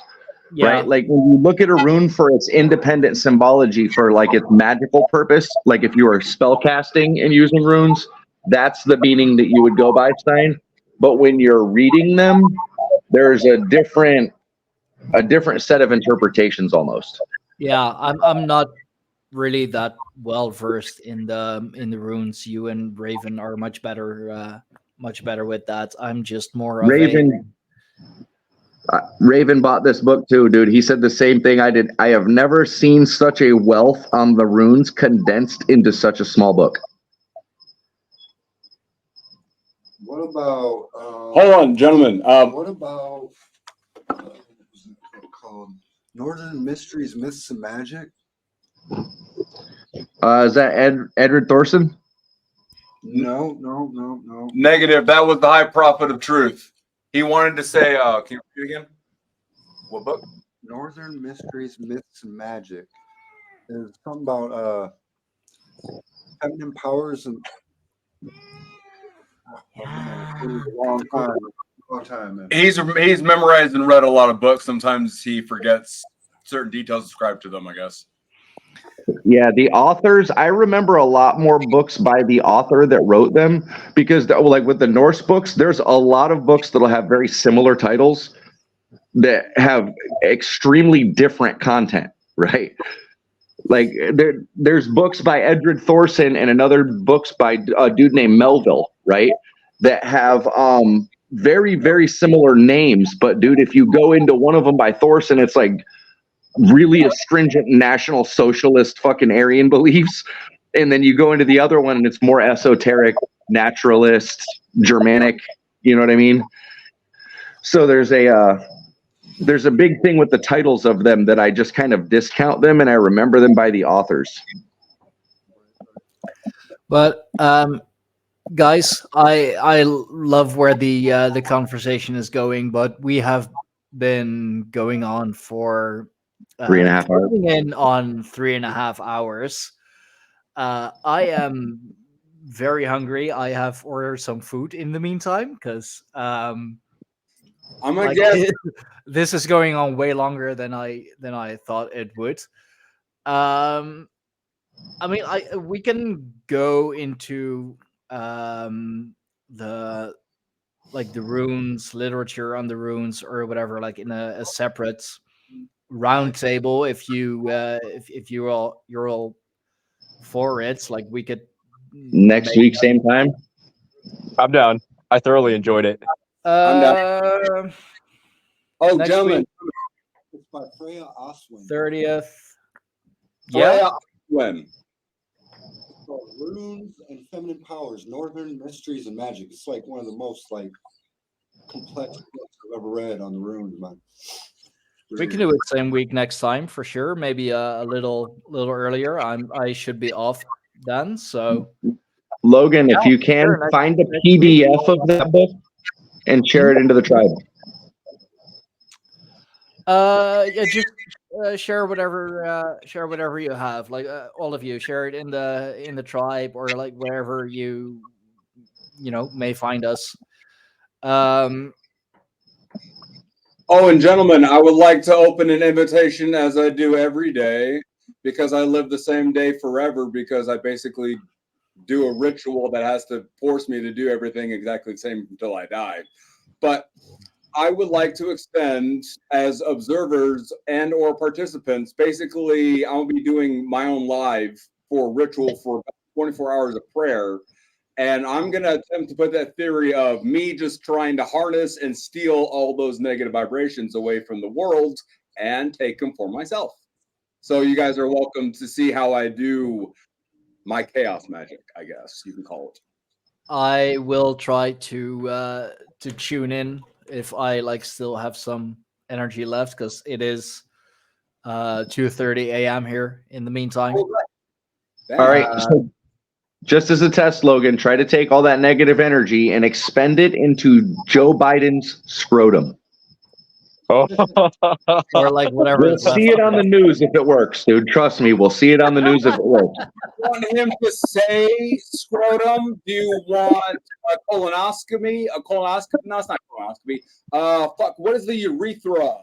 The examination of the scrotum. What is that? Maybe he could just have like a failure of colon and prostate on stage live or something, you know? Doable. What if his pants fall down? Just, I don't know. Think of something. A colon explosion. No, because if I ascribe harm to someone, it comes back to me 77 times. Well, it's not harm. It's just shitting his pants, bro. He's done it before. We have to do something he hasn't done before for it to actually truly have significance and correlation. I like where you're going. All right. Make him accidentally say the word boob live on the air. Boob. Boob. If Joe Biden comes out and says boob in one of his next live press conferences, we know you succeeded. I mean, it would like actually be one of the more normal things he has ever said, really. No, usually it comes out in like really long drawn out words like true or not a shop of depression.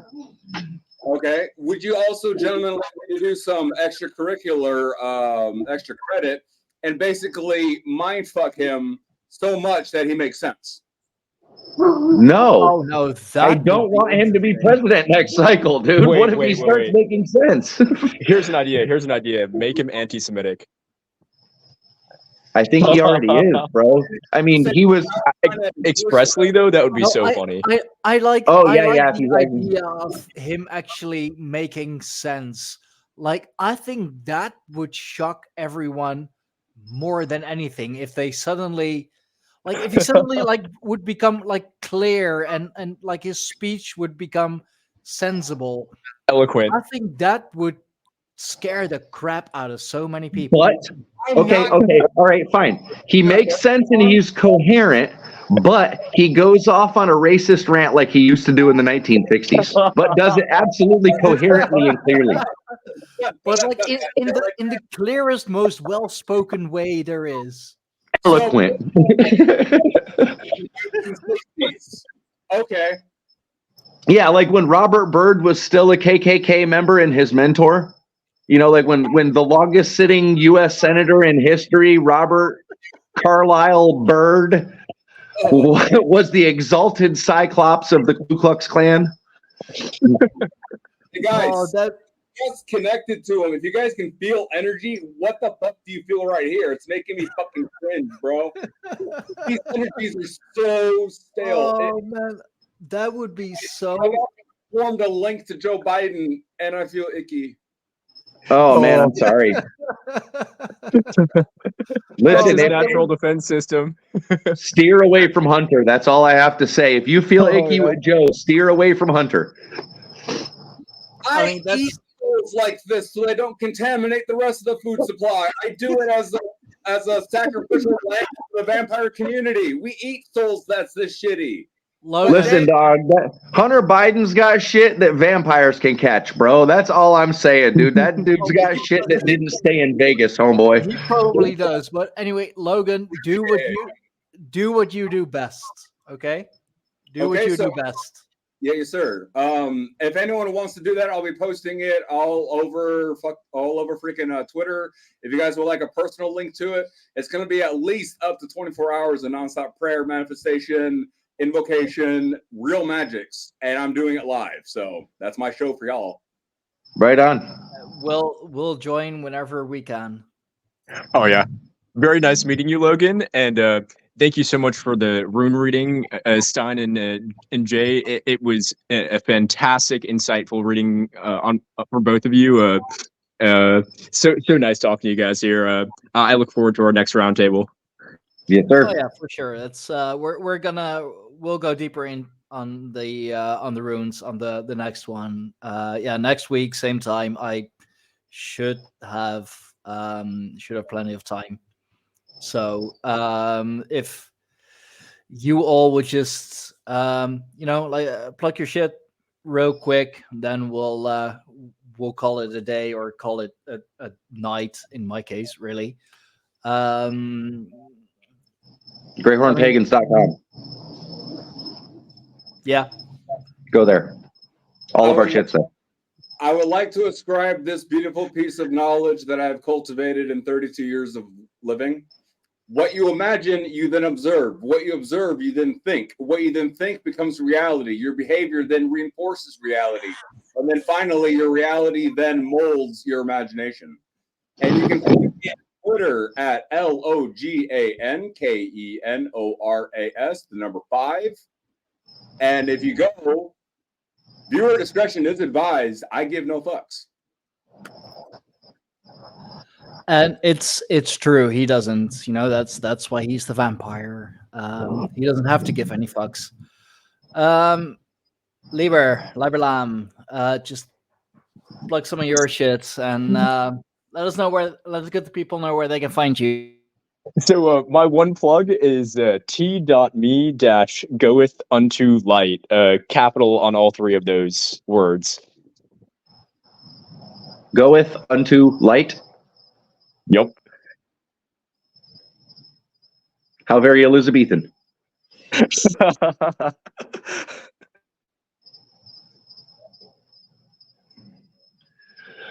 All right, fellas. It has been a blast. Stein has disappeared.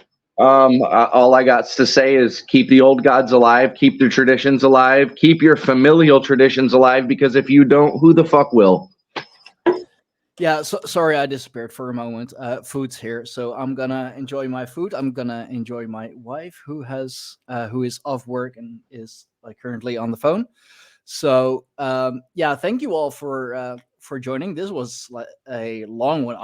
I don't even remember the last time we went past 3.5 hours. Jesus. We got to end it just at 33133. It's happening in a couple seconds. The wifey says hi, and for everyone Hey, Ma. watching, listening, now or on a later date, you too. So yeah, thank you all. It's been a hell of a roundtable again. Go follow everyone everywhere, and All the time for everything. hell yeah. You'll find, of course, myself and Josh and all that we do on our tribal websites, www.greyhornpagans.com.